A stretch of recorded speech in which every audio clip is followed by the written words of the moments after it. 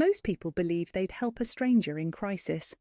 Studies show that 93% of respondents claim they would stop to assist someone who had fallen in the street.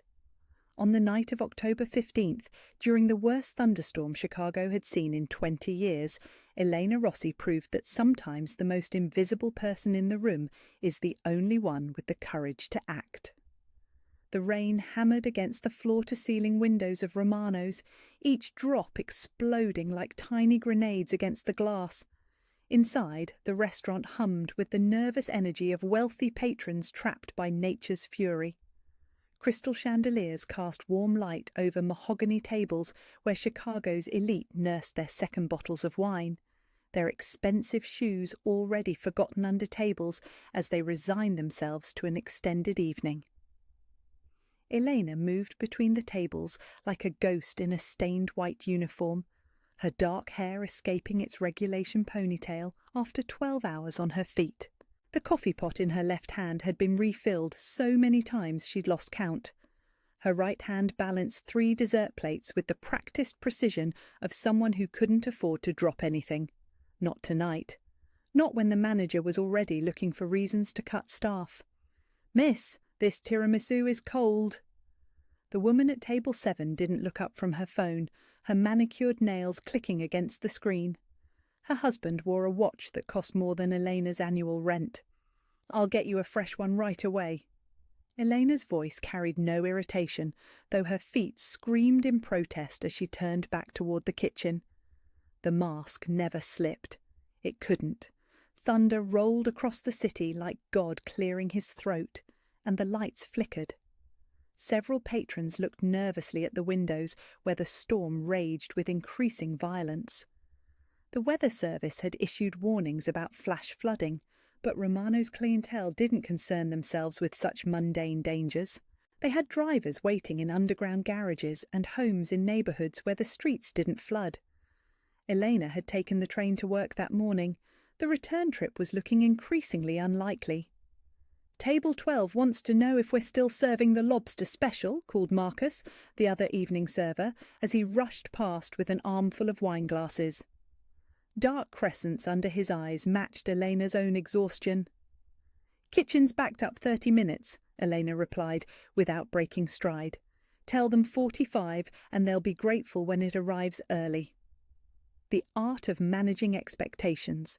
She'd learned it in foster care, perfected it in 24 service jobs, and wielded it now like a surgeon's scalpel. Give people what they expect, and they'll never notice you're there. Exceed those expectations by the smallest margin, and they'll tip well enough for you to make rent, most of the time. Elena caught her reflection in the darkened window as she passed, and for a moment she didn't recognize herself. 26 years old, and she looked 40. When had the lines around her eyes deepened? When had her shoulders begun to curve inward like she was constantly bracing for impact? The storm outside intensified, sheets of rain so thick they turned the street beyond into an impressionist painting. Elena paused, coffee pot suspended mid-pour, as something caught her attention through the wall of water. An elderly woman struggled with a large black umbrella near the restaurant's entrance. The umbrella had turned itself inside out, transformed from protection into a weapon by the wind. The woman was small, maybe 70, wearing what looked like an expensive coat that was rapidly becoming soaked through. She moved with the careful deliberation of someone whose bones remembered every fall, every bruise, every moment when the ground had risen up to meet them unexpectedly. Elena's hand tightened on the coffee pot. The woman was going to fall, not might fall, was going to fall. Elena had seen enough elderly people navigate treacherous conditions in her EMT days to recognize the signs. The woman's centre of gravity was already shifting, her feet sliding on the rain-slicked pavement. "Elena!" The manager's voice cut through the restaurant's ambient noise like a blade. "Table 4 is still waiting for their check." Elena forced herself to look away from the window, to focus on table 4, where a couple in their 50s sat with the impatient posture of people accustomed to immediate service. She moved toward them, receipt book already in hand, but her eyes kept drifting back to the window. The elderly woman had given up on the umbrella and was attempting to navigate the few yards to the restaurant's awning. Each step was a negotiation between intention and physics. The rain plastered her grey hair against her skull. Her coat hung heavy with water. "Finally," the man at table 4 muttered as Elena approached with their check. "We've been waiting 10 minutes. "I apologise for the delay, sir. The storm has everyone a bit behind schedule." Elena placed the leather folder containing their bill on the table with steady hands. Always steady hands, even when everything inside her was shaking. Through the window she watched the elderly woman's foot slip. It happened in slow motion, the way catastrophes always do when you're watching them unfold. The woman's left foot slid forward on the wet pavement. Her right foot tried to compensate, but found no purchase on the slick surface. Her arms windmilled once, a desperate attempt to regain balance that only hastened her inevitable collision with the sidewalk. She went down hard. The sound didn't carry through the thick glass, but Eleanor felt the impact in her chest anyway. The woman lay motionless on her side, rain washing over her still form like a gentle benediction that had arrived too late to be kind. Eleanor looked around the restaurant. 53 people sat within 20 feet of the fallen woman. 53 people with clear sightlines to the window, with the means to help, with phones that could summon ambulances and resources Elena couldn't imagine. None of them moved. "Oh my God, look at that old lady," someone at table 9 said, their voice carrying the detached interest of someone watching television. "Think she's okay?" "Probably drunk," came the reply, followed by uncomfortable laughter. "Should someone call 911? "I'm sure someone else will handle it." Someone else, always someone else. Elena's feet were already moving before her brain caught up with the decision. She set the coffee pot down on the nearest table, ignored the startled look from its occupants, and walked toward the front door with the measured pace of someone who knew exactly what needed to be done. "Eleanor, where the hell are you going?" The manager's voice followed her across the restaurant, sharp with disbelief. She didn't answer. Her hand was already on the door handle, the metal cold against her palm. Outside, the storm waited like a living thing, all teeth and fury and the promise of consequences for anyone foolish enough to challenge it. But the woman on the sidewalk wasn't moving, and Eleanor had learned long ago that sometimes courage isn't about being brave. Sometimes it's just about being tired of surviving while other people live. The door opened and Chicago's storm reached out to claim her. The rain hit Elena like a physical assault, soaking through her uniform in seconds. The wind tried to tear the door from her hands, but she held on long enough to let it close behind her, sealing herself outside with the storm and the fallen woman and the choice she'd already made. The elderly woman lay on her right side, one arm trapped beneath her body, the other extended as if she'd tried to break her fall. Her breathing was shallow but steady. Elena's EMT training kicked in automatically, her hands moving to check for obvious injuries before attempting to move her. "Ma'am, can you hear me?" Elena knelt on the wet pavement, her uniform soaking up rainwater like a sponge. "I'm here to help. My name is Elena." The woman's eyes fluttered open, dark brown and surprisingly sharp despite the circumstances. She tried to speak but only managed a weak cough. "Don't try to talk right now," Elena said, her voice somehow carrying over the storm's fury. "I'm going to check you over, make sure nothing's broken. Can you wiggle your fingers for me?" The woman's left hand moved slightly. Good sign. Elena's hands moved with professional competence, checking for head injuries, feeling for broken bones, looking for the telltale signs of internal bleeding that could turn a simple fall into a death sentence. The woman had caught the worst of the impact on her hip and shoulder, but nothing felt obviously fractured. "You're going to be okay," Elena said, though she wasn't entirely sure that was true. "I'm going to help you sit up, but we need to get you out of this rain. Can you help me by pushing with your good arm?" Through the restaurant window, Elena could see the patrons watching them like spectators at a zoo. Some had their phones out, but she doubted any of them were calling for help. More likely they were recording the drama for their social media feeds. The manager stood at the window, his face red with fury even at this distance. Elena ignored them all. Nothing existed except the woman beneath her hands, and the rain, and the simple mathematics of helping someone who couldn't help herself. Working together, they managed to get the woman into a sitting position against the restaurant's brick wall, where the awning provided minimal shelter from the storm's assault. The woman was conscious now, though clearly disoriented. "What's your name?" Elena asked, using her own body to shield the woman from the worst of the wind. "Maria," the woman said, her voice barely audible over the storm. "Maria Romano." Elena felt something shift in the air around them, though she couldn't have said what. The name meant nothing to her, but something in the way the woman said it suggested it should have, as if she was used to her name carrying weight, opening doors, changing the temperature in rooms. "Maria, I'm Elena. I used to be an EMT, so I know what I'm doing. You took a hard fall, and I think you might have bruised your hip pretty badly. We need to get you to a hospital to make sure there's no internal damage." Maria's hand found Eleanor's wrist, her grip surprisingly strong for someone who'd just been knocked unconscious by concrete.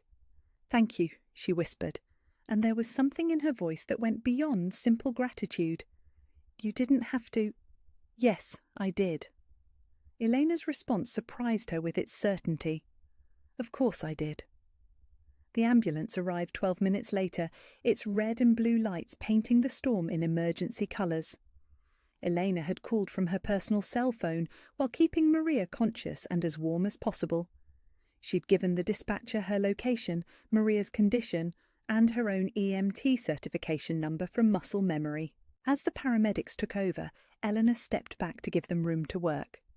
Only then did she notice the crowd that had gathered inside the restaurant, faces pressed against the windows like children watching a parade.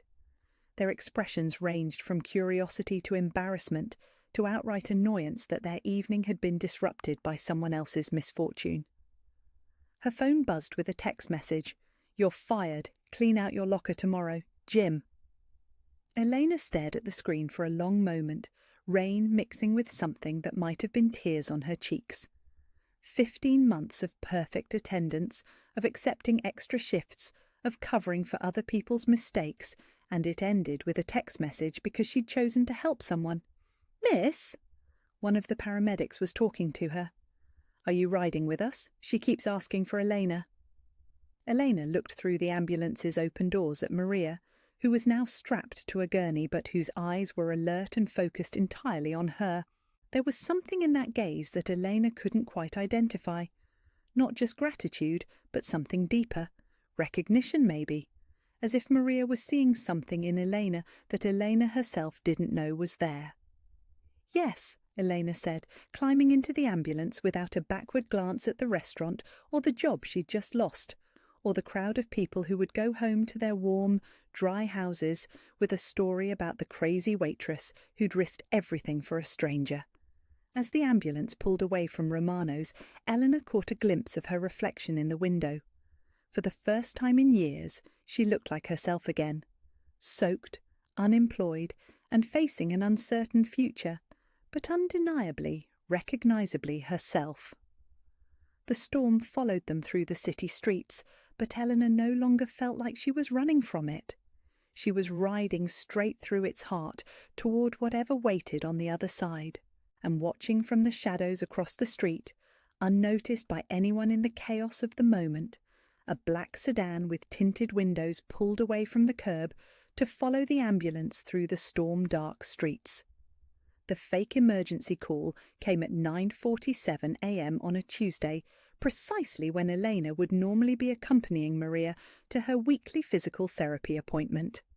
The voice on the other end of Maria's phone was professional, urgent, claiming to be Dr. Patel's office with news that Maria's test results required immediate consultation. Elena should have been suspicious. In her EMT days, she'd learned to recognise the artificial calm of people delivering fabricated emergencies. But Maria's health was the one thing that could make Eleanor abandon her usual caution, and the caller had chosen their weapon perfectly. "We need to leave now," Maria said, already reaching for her coat with the kind of determined movement that Elena had learned not to argue with. "Dr. Patel wants to see me immediately about the cardiac enzyme levels." Elena felt something cold settle in her stomach, but Maria's genuine concern overrode her instincts. "I'll call Frank to arrange security." "No time," Maria interrupted, moving toward the door with more urgency than Elena had seen since the night of the accident. "My heart, Elena. If there's something wrong with my heart." The drive to the medical complex should have taken 25 minutes through downtown Chicago traffic. Elena chose the route herself, taking surface streets she knew well rather than the highway where they'd be more vulnerable to intercept. She kept checking the mirrors, watching for the kind of tail she'd been trained to spot, but the morning traffic looked normal. Too normal, she realized later, as if someone had carefully orchestrated the flow of vehicles to seem routine while positioning assets at key intersections. Elena parked in the medical complex's underground garage, noting absently that the usual security guard wasn't at his post. The garage was nearly empty for a Tuesday morning, which should have been another warning sign, but Maria's obvious anxiety was making Elena focus on getting the older woman to safety rather than analysing potential threats. They were halfway to the elevator when Elena heard the sound that made her blood turn to ice water. The distinctive click of multiple safeties being disengaged simultaneously. Elena's EMT training had included tactical response protocols for active shooter situations. She knew that sound, knew what it meant, knew that she had approximately 2 seconds to make decisions that would determine whether she and Maria lived or died. "Get down!" Elena shouted, throwing herself sideways to shield Maria as gunmen emerged from behind concrete pillars throughout the garage. 6 men, all armed, all moving with the coordinated precision of a military unit. Elena's mind catalogued details with hyper-focused clarity, even as she pushed Maria behind the nearest car. Professional-grade weapons, Kevlar vests, communications equipment. This wasn't a random robbery or opportunistic violence. This was an execution squad. "Elena Rossi!" The voice echoed through the concrete space, amplified by the garage's acoustics. "We're not here to hurt Mrs. Romano. We just want to talk to you." Elena recognised the voice from surveillance recordings Frank had played for her. Sal Torino himself, which meant this operation was important enough for him to risk personal exposure. Elena pressed herself against the car's frame, her mind racing through tactical options while keeping one hand on Maria's shoulder to monitor her breathing. "What do you want?" Elena called back, buying time while she assessed their position. They were pinned behind a sedan in the middle of the garage, with concrete pillars providing partial cover but no clear path to the exit. Elena's medical bag was within reach, which meant she had supplies, but no weapons beyond improvisation. "I want you to understand something about the Romano family." Sal's voice carried the conversational tone of someone who held all the advantages. "They've been telling you that they can protect you, that belonging to their organisation means safety. I'm here to demonstrate how wrong they are." Elena felt Maria's hand grip her wrist with surprising strength. When she looked at the older woman, she saw not fear, but the kind of cold fury that Eleanor was beginning to recognise as a Romano family trait. "Elena," Maria whispered, her voice barely audible but absolutely steady. "There's a gun in my purse, Sig Sauer P229, 15 rounds. Elena stared at Maria Romano, the elegant older woman who collected rare orchids and made the best tiramisu in Chicago, and realised she was looking at someone who'd been preparing for this moment her entire life. "Do you know how to use it?" Elena whispered back. Maria's smile was predatory. "Cara mia, I taught my sons how to shoot." Elena reached into Maria's purse, her fingers closing around the familiar weight of a service pistol. She'd qualified on similar weapons during her EMT tactical training, but that had been classroom scenarios and paper targets. This was 6 armed men who'd come here to kill them both. "Here's what's going to happen," Sal continued, his voice echoing off the concrete walls. "You're going to come with us, Elena. We're going to have a conversation about your boyfriend's business practices. Mrs. Romano is going to drive home and deliver a message about the consequences of Romano arrogance." Elena checked the Sig Sauer's action, noted the full magazine, and felt something shift inside her chest. Not fear, though she was certainly afraid. Not anger, though fury was building like pressure behind her sternum. Something colder and more dangerous. The same thing she'd felt in the office building when men with guns had threatened her survival. The same thing she'd felt in ambulances racing toward trauma scenes where seconds meant the difference between life and death. Combat clarity. Elena had spent 2 years responding to the worst emergencies Chicago could produce.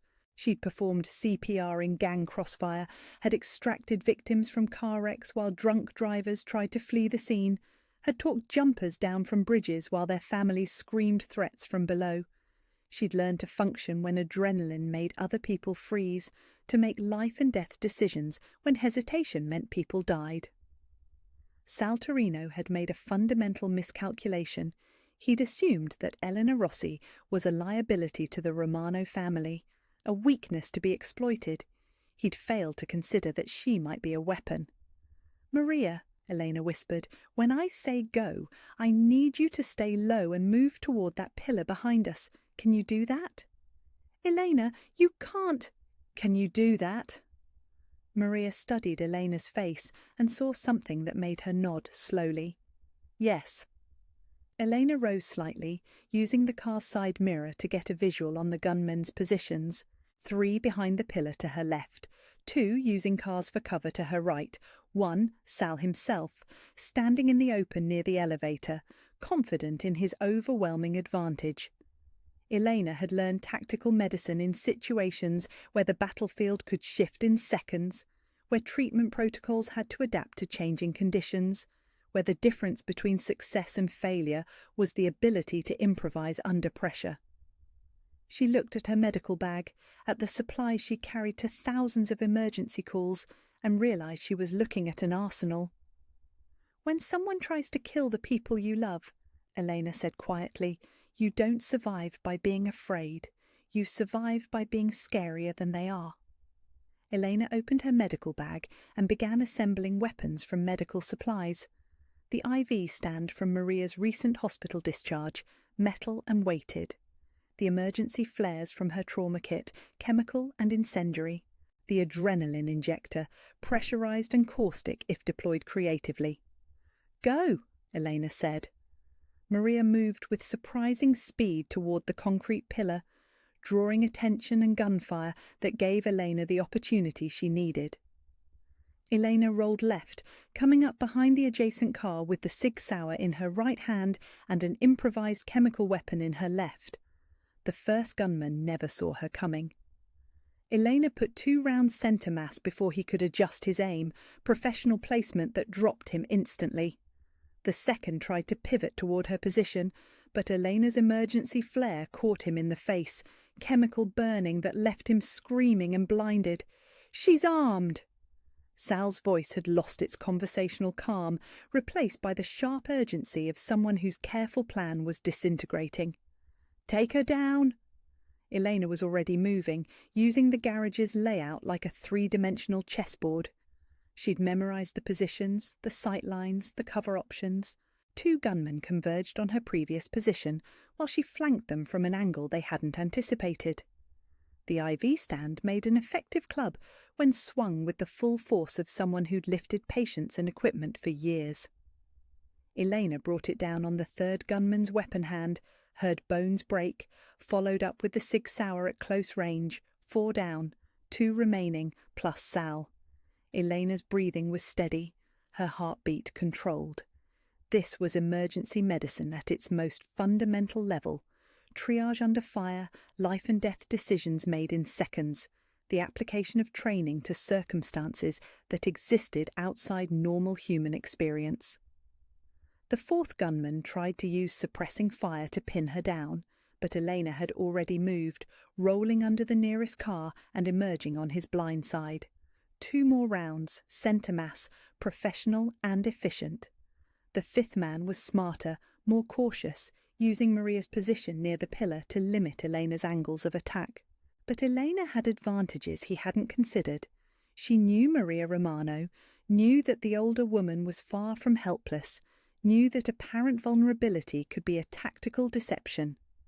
Maria Romano stepped out from behind the concrete pillar holding a backup pistol Elena hadn't known existed, and put 3 rounds into the 5th gunman with the kind of marksmanship that spoke of decades of practice. "Never," Maria said calmly, "threaten my family in front of me." That left Sal Torino, standing near the elevator with his hands raised, his expression shifting from confident predator to something that looked suspiciously like genuine fear. Elena walked toward him slowly, the Sig Sauer steady in her hands, her medical bag slung across her shoulder like a soldier's gear. She felt different than she had 20 minutes ago. Not just the adrenaline, though her system was flooded with combat chemicals. Something fundamental had changed in the way she saw herself, in the way she understood her relationship with violence and protection and the people she'd chosen to love. "Sal Torino," Elena said, stopping just outside his reach. "You made a mistake today." "Elena, please." Sal's voice carried the desperate reasonableness of someone who'd suddenly realized they'd miscalculated fatally. "This doesn't have to—" Elena shot him twice in the chest, not because she was angry, though she certainly was, not because she was afraid, though fear was definitely part of the equation. Elena shot Sal Torino because he threatened Maria Romano, and because leaving him alive meant he'd try again, and because sometimes taking care of the people you love means making sure their enemies can't hurt them. The silence that followed was absolute, broken only by the sound of Elena's breathing and the distant hum of the garage's ventilation system. Elena looked around at the scene, 6 dead men, herself and Maria alive and uninjured, and the understanding that everything had changed permanently. She was no longer Elena Rossi, the former waitress who'd saved an old woman in a storm. She was Elena Rossi, the woman who'd killed 6 men to protect her chosen family. Elena heard footsteps echoing from the stairwell and turned to see Vince Romano emerge at a dead run, flanked by Tony and Frank and a dozen armed men who'd arrived too late to help, but just in time to witness the aftermath.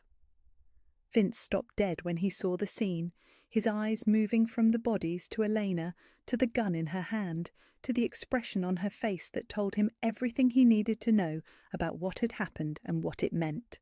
Elena walked to him across the garage floor, stepping around the evidence of violence, and when she reached him, she simply leaned into his chest and let him wrap his arms around her. "It's over," she said quietly. "They're never going to threaten your family again." And as Vince held her in the middle of a battlefield she'd created to protect the people she loved, Elena realized that she'd finally found her place in the world, not as someone who survived on the margins, not as someone who made herself invisible to avoid danger, as someone who fought back. The waitress was gone. In her place stood a woman who'd discovered that love was worth killing for, and that sometimes the most compassionate thing you could do was make sure the people who threatened innocence never got the chance to do it again. The hospital room at Chicago General was different this time. Not because the fluorescent lighting was any less harsh or the smell of disinfectant any less sharp, but because Elena sat in the visitor's chair as someone being treated for minor injuries rather than someone keeping vigil over another person's pain. The irony wasn't lost on her.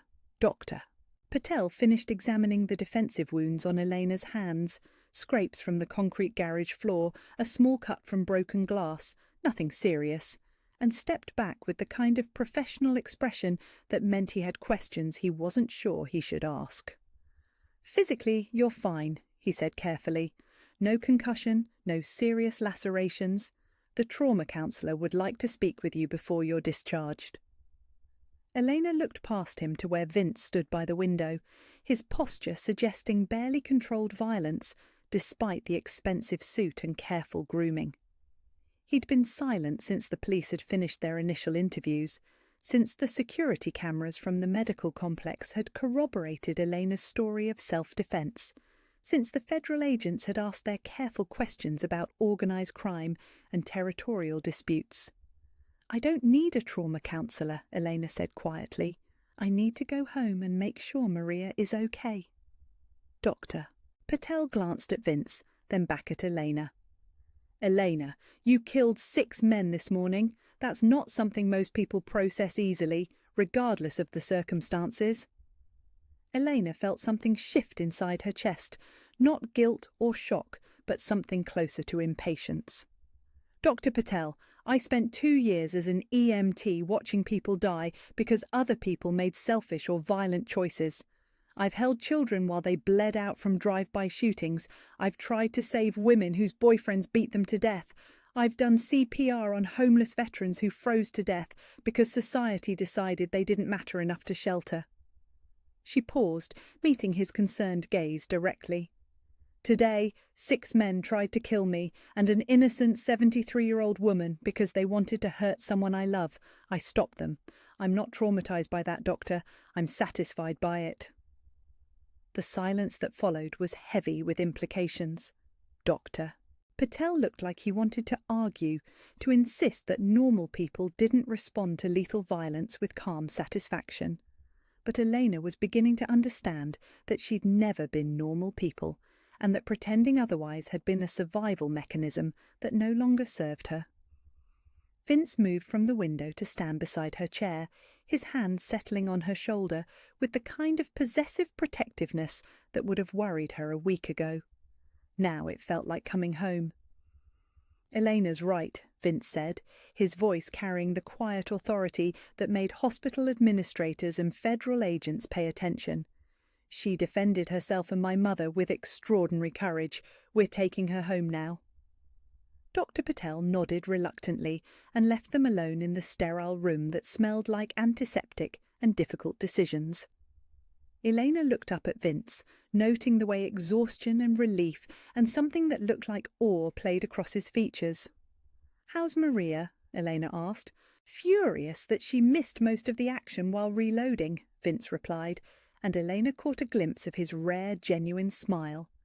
"She's at home, cooking enough food for a small army and telling anyone who'll listen about how you took down 6 armed men with medical supplies and superior tactics." Elena felt heat rise in her cheeks. She did her share. I couldn't have handled all of them if she hadn't taken out the 5th gunman. "Elena." Vince sat in the chair beside hers, his expression growing serious. "Do you understand what happened today? What it means?" Elena was quiet for a moment, thinking about the moment she pulled the trigger for the final time, about the way Sal Torino's expression had shifted from predatory confidence to genuine fear to nothing at all. She thought about the way Maria had stepped out from behind that concrete pillar with a gun in her hands and ice in her eyes. She thought about the way her own body had moved through the violence with professional efficiency, as if she'd been training for that moment her entire life. "It means I'm not the same person who used to serve overpriced pasta to people who wouldn't cross the street to help me," Elena said finally. "It means I've chosen your family over the safety of being nobody special, and it means that anyone who threatens the people I love is going to discover that I'm very good at solving permanent problems permanently." Vince was quiet for a long moment, studying her face with the intensity of someone trying to memorize something precious and potentially temporary. "Elena, I need to ask you something, and I need you to answer honestly." His voice carried the weight of decisions that couldn't be undone. "This morning, when you realized what was happening in that garage, you could have run. You could have left my mother and saved yourself. Why didn't you?" Elena thought about the question, about all the moments in her life when she'd chosen other people's welfare over her own safety. Her parents' deaths that had left her alone at 16, Sarah Kowalski's decline that had cost Elena her medical career, Mrs. Chen's emergencies that had made Elena spend money she couldn't afford, the storm that had cost her a job she'd needed to survive. Every time she'd made the choice to stay, to help, to sacrifice her own security for someone else's need. But this morning had been different.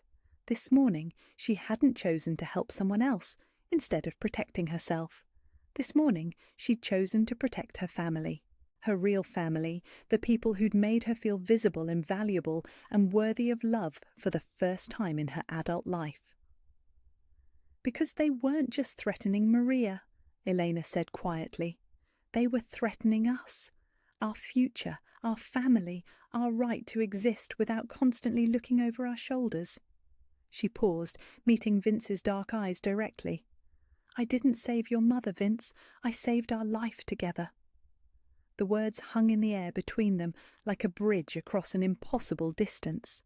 Elena realized she'd just confessed something she hadn't consciously acknowledged until this moment. That somewhere between helping an elderly woman in a storm and killing 6 men in a parking garage, she'd stopped thinking about the Romano family as temporary sanctuary and started thinking about them as home. Vince reached for her hands, his fingers warm and steady against her palms. Elena Rossi, will you marry me? The proposal was so unexpected, delivered with such matter-of-fact certainty in a sterile hospital room that smelled like industrial cleaning supplies, that Elena's first response was laughter. Not the bitter laughter of someone who'd learned to expect disappointment, but the surprised delight of someone who'd just been offered something they'd never dared to want. Are you asking me to marry you because I killed 6 people for your family?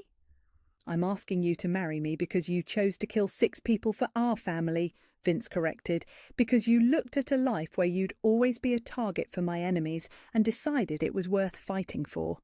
Because my mother loves you like the daughter she never had, and because you love her like the mother you lost too young. He paused, his thumbs tracing circles across her knuckles.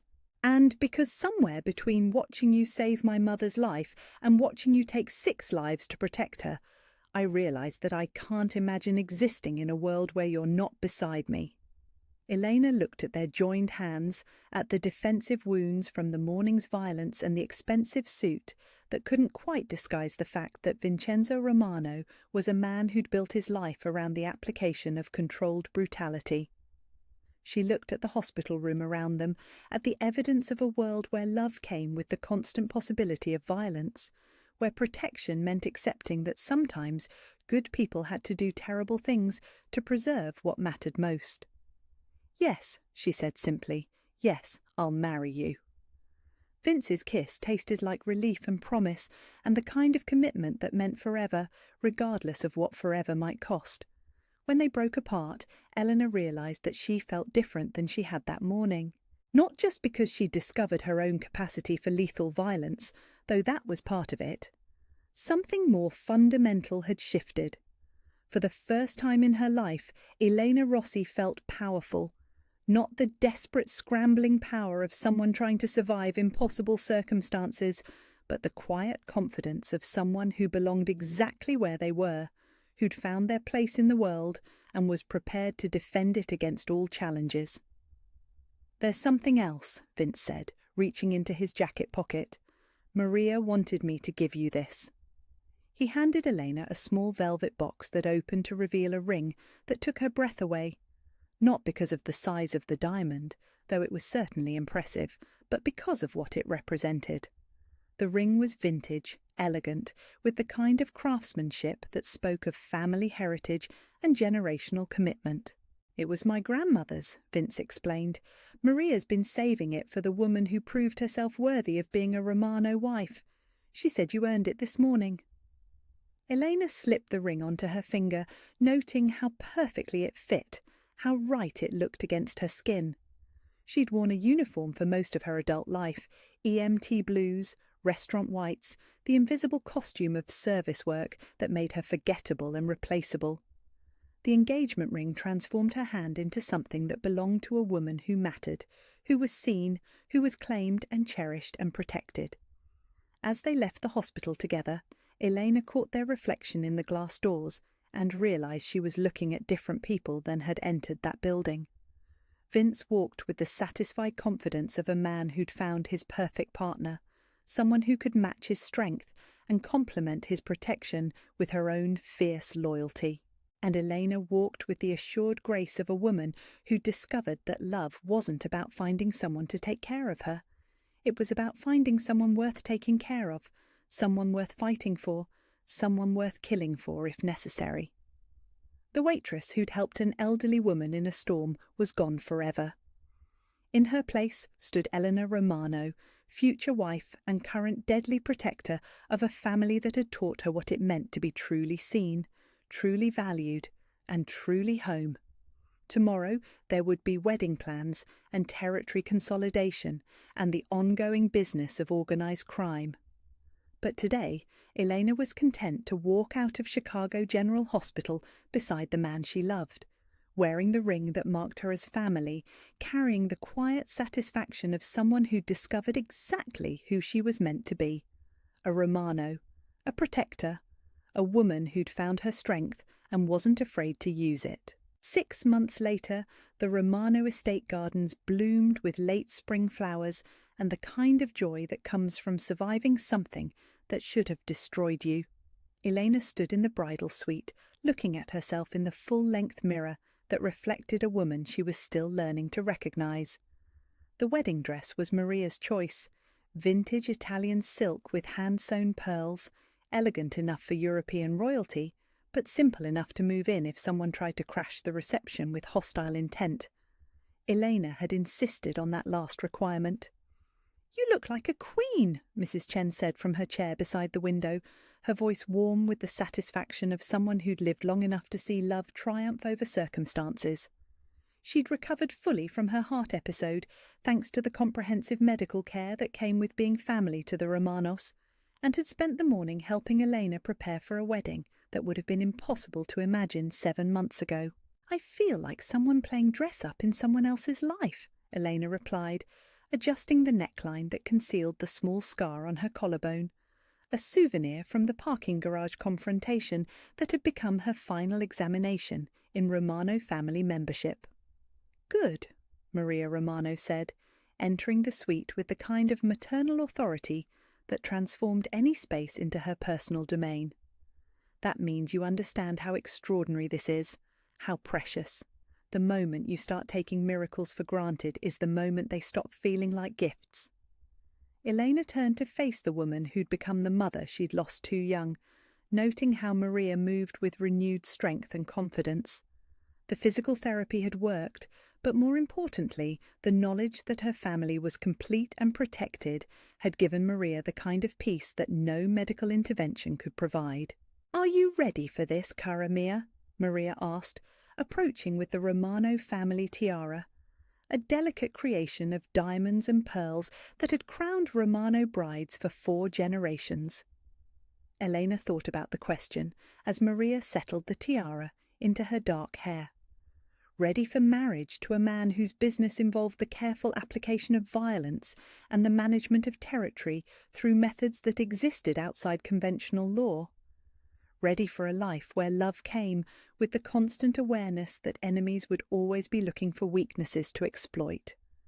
Ready to be the wife of someone whose protection meant she'd never again have the option of being invisible or insignificant. "I've been ready for this since the moment I decided to help you in that storm," Elena said honestly. "I just didn't know it yet." The ceremony was held in the estate's gardens, where spring flowers provided a backdrop that looked like something from a fairy tale.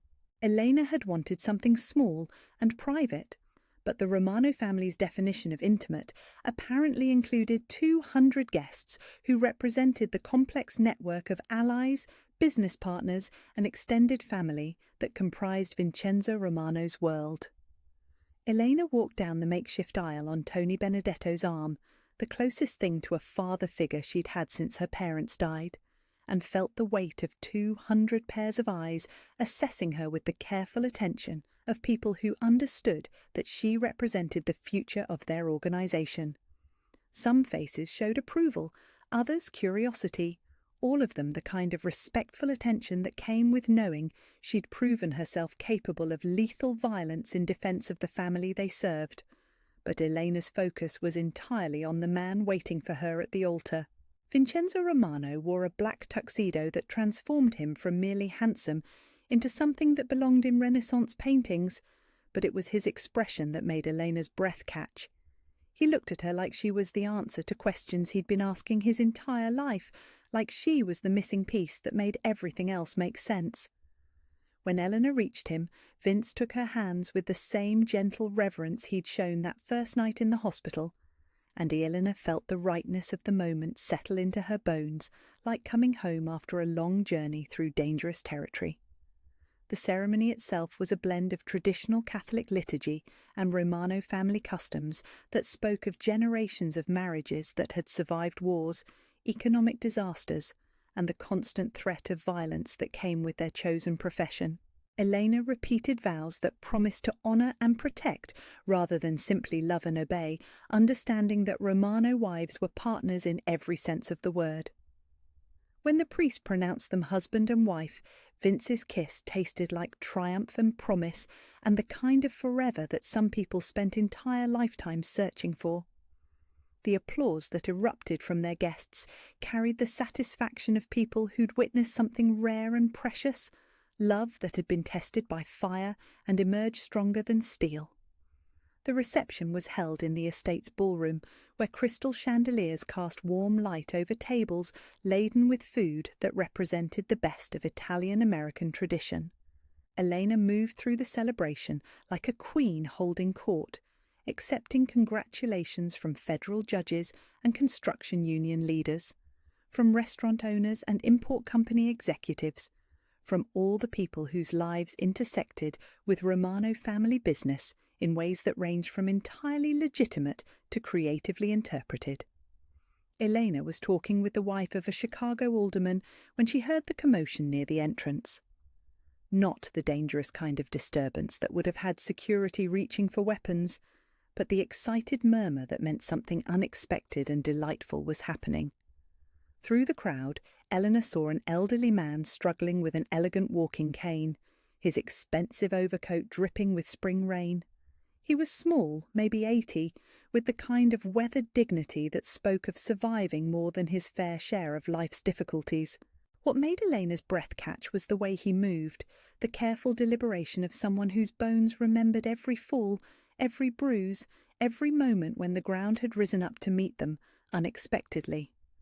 The same way Maria had moved the night Elena had first chosen to help, instead of staying safely invisible. "Excuse me," Elena said to the alderman's wife, already moving toward the entrance with the kind of purposeful urgency that made people step aside automatically. The elderly man had made it 3 steps into the ballroom when his cane slipped on the marble floor, made treacherous by tracked-in rainwater.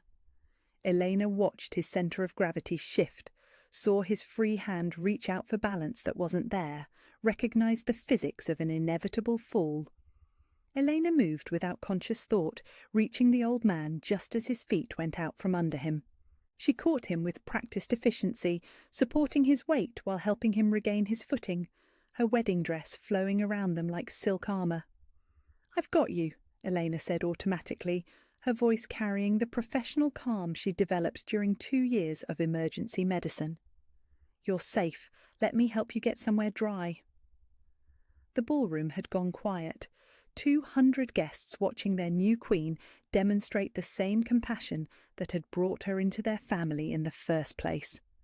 Elena was aware of their attention, but focused entirely on the man in her arms, checking for signs of injury, assessing his stability, making sure he was truly unhurt before stepping back.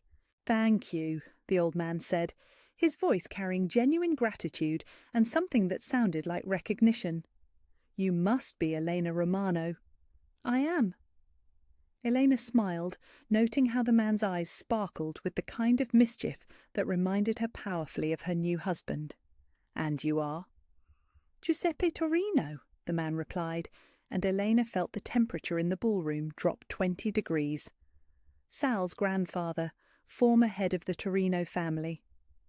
Elena heard the subtle rustle that meant security personnel were moving into position, saw Vince approaching from across the room with the kind of controlled urgency that meant someone was about to have a very dangerous conversation. But Giuseppe Torino held up his hands in the universal gesture of peaceful intent.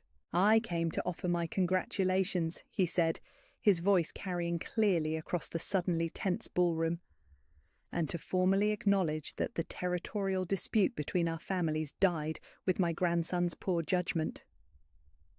The silence that followed was electric with possibility and danger.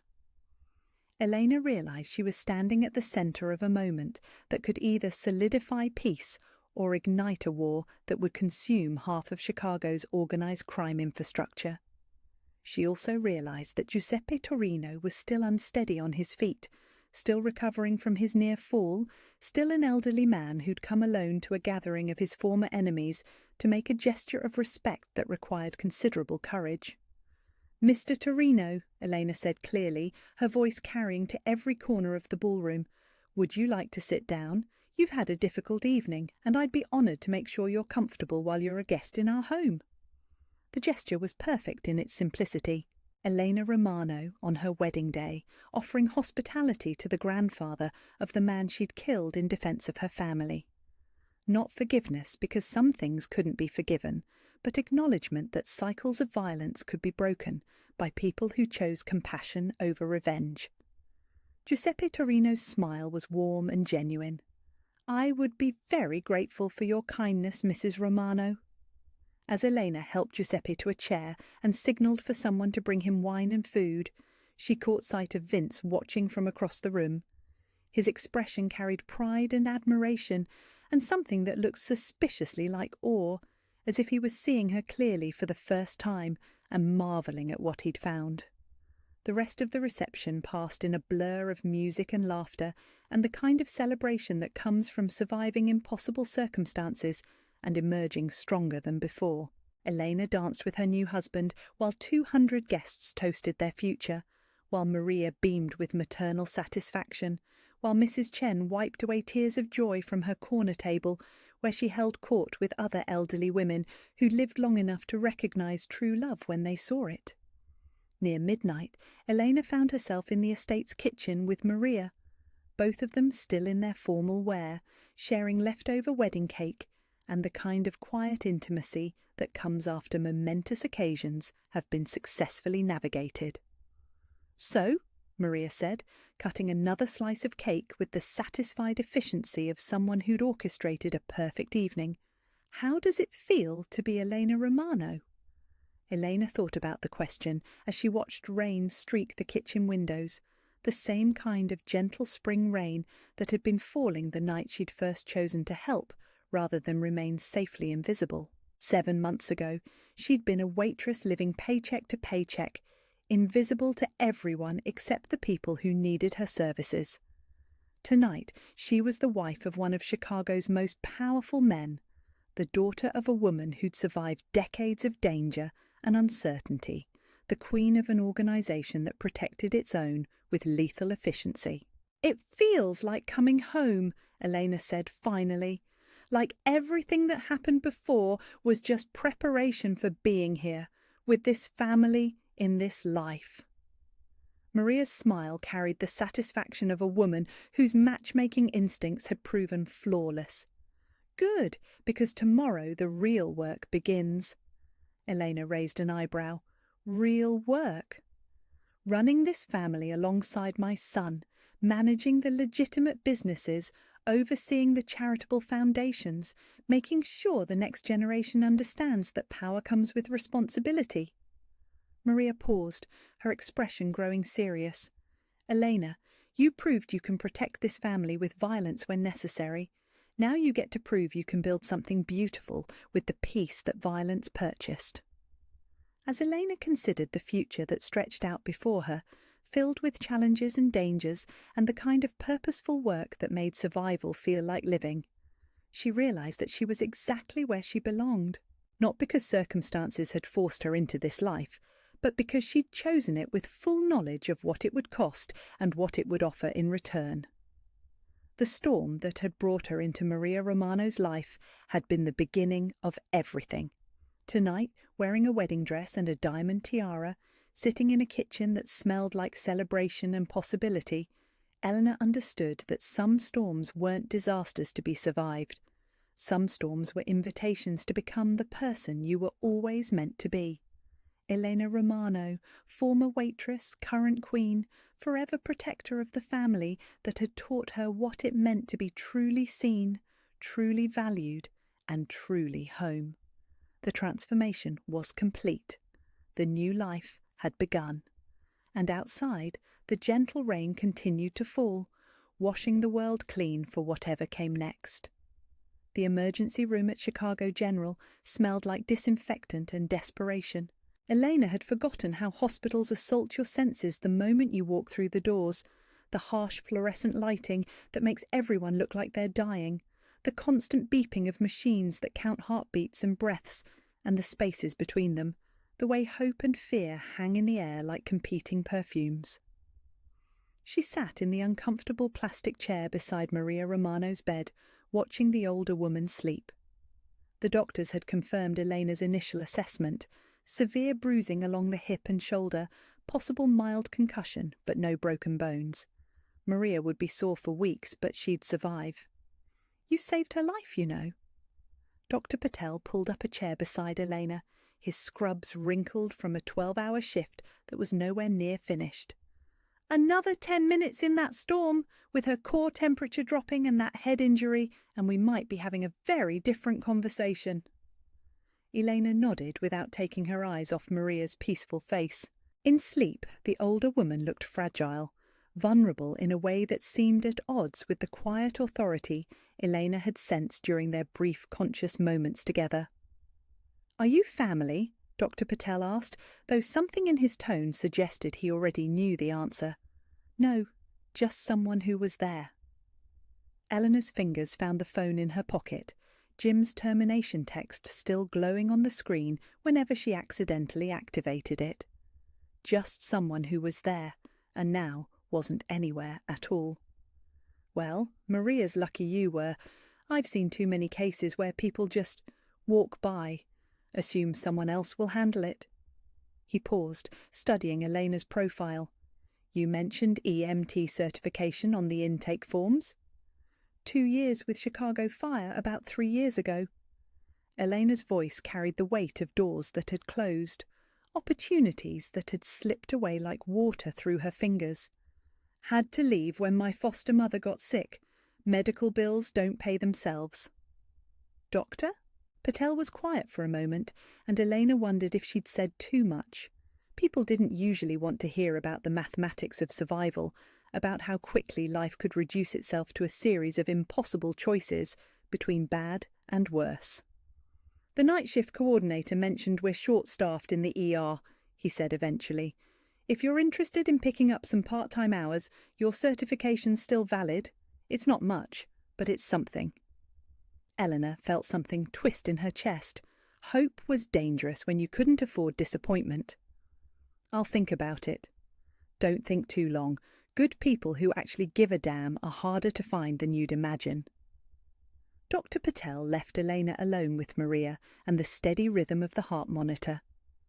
Outside the window, Chicago sparkled in the aftermath of the storm, the city lights reflected in puddles that would be gone by morning.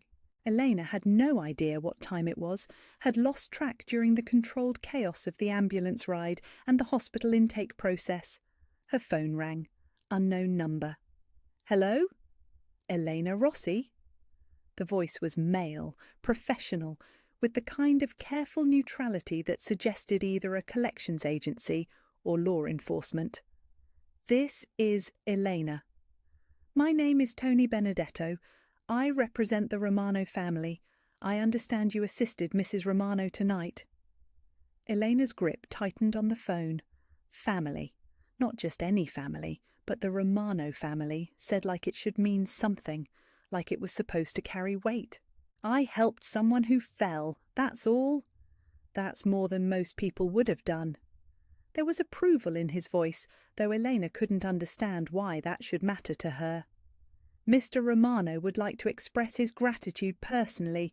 Would you be available to meet tomorrow afternoon?" Elena looked at Maria's sleeping form, at the way the harsh hospital lighting somehow managed to be gentle on her weathered features. "Is that Maria's son?" "It is." "She's going to be fine. The doctor said—" "Miss Rossi." Tony's voice cut through her explanation with quiet authority. "Mr. Romano is very grateful for what you did tonight. Very grateful. It would mean a great deal to him to thank you properly." The emphasis on very carried implications Elena couldn't quite decode, but something in his tone made her spine straighten. This wasn't really a request. "I'll be at Chicago General most of tomorrow," she said finally. "Maria shouldn't be alone when she wakes up." "That's very thoughtful of you. Mr. Romano will be pleased to hear that. He'll find you there." The line went dead before Elena could ask any of the dozen questions suddenly crowding her mind. She stared at the phone for a long moment, then tucked it back into her pocket next to Jim's termination text. Whatever was happening here was bigger than she'd realized, and she was already too deep in the middle of it to step back. Maria stirred in her sleep, her hand reaching out as if looking for something. Elena took it gently, feeling the surprising strength in the older woman's fingers, even in unconsciousness. "It's okay," Elena whispered. "You're safe now. Someone will be here." She meant Maria's son, this Mr. Romano, who inspired such careful respect in his employees' voices. But as Elena settled back in the uncomfortable chair, she realized she was also making the promise to herself. Someone would be here. Someone would stay, would keep watch, would make sure that when Maria woke up, the first thing she saw wouldn't be another sterile hospital room, but a familiar face that belonged to the person who'd chosen not to walk away. The hospital settled into its nighttime rhythm around them, and Elena kept her vigil, watching over a woman whose last name was apparently important enough to make strangers call in the middle of the night, whose son commanded the kind of respect that turned requests into carefully phrased orders. She had no idea that 6 blocks away, in a penthouse office overlooking the lake, Vincenzo Romano was staring out at the storm-washed city and learning everything there was to know about the waitress who'd risked her job to save his mother's life. She had no idea that her picture was currently displayed on 3 different computer screens, her background being dissected with the thoroughness usually reserved for potential business partners or threats. She had no idea that the simple act of helping someone who'd fallen had just pulled her into a world where gratitude was a currency more valuable than money, and where the most dangerous thing you could do was earn the attention of someone powerful enough to change your life forever. Elena Rossi thought she was just keeping an old woman company through a difficult night. She had no idea she was about to become the most protected person in Chicago. Vincenzo Romano was not a man who begged. In 34 years of life, he could count on one hand the number of times he'd asked for anything, and most of those requests had been delivered with a gun pressed against someone's spine. But sitting in the sterile waiting room of Chicago General at 6 in the morning, watching his mother sleep through a wall of glass, he would have gotten on his knees and promised God anything to trade places with her. The call had come at 2:17 a.m., Tony's voice tight with the kind of controlled panic that meant someone was about to die, and it might be someone who mattered. "Boss, it's your mother. There's been an accident." The drive to the hospital had taken 7 minutes through empty streets still slick with storm water. Vince's hands hadn't shaken on the steering wheel.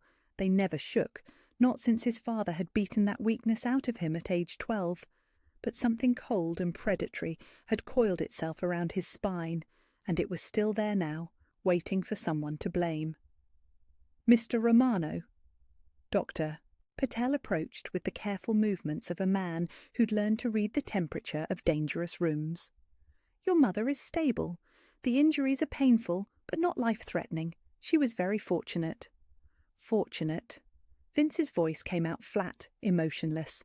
People often mistook his calm for safety. It was the last mistake many of them made. "My 73-year-old mother collapsed on a sidewalk in a thunderstorm, and you call that fortunate?" "I mean that someone intervened quickly. If she'd been left in those conditions much longer, hypothermia could have—" "Who?" The word cut through the doctor's explanation like a blade. "Who intervened?" Dr. Patel's expression shifted slightly, and Vince recognized the look. The doctor was protecting someone, which meant whoever had helped his mother was still here, still vulnerable, still within reach of Vince's gratitude. Or his wrath, depending on what he learned in the next few minutes. A young woman named Elena Rossi, former EMT. She's actually still here, keeping your mother company. Dr. Patel paused, seemed to weigh his words. She lost her job helping your mother. The restaurant where she worked fired her for leaving her post. The cold thing around Vince's spine tightened. Someone had helped his mother and been punished for it. Someone had chosen his family over their own security, and the world had made them pay. That was about to change. "Where is she?" Vince asked, already moving toward his mother's room. "Mr. Romano, visiting hours don't start until—" Vince turned, and Dr. Patel's objection died in the space between heartbeats. There were some men you argued with, and some men you simply got out of the way for. Dr. Patel was smart enough to know the difference. Through the window of room 314, Vince saw his mother for the first time since the accident.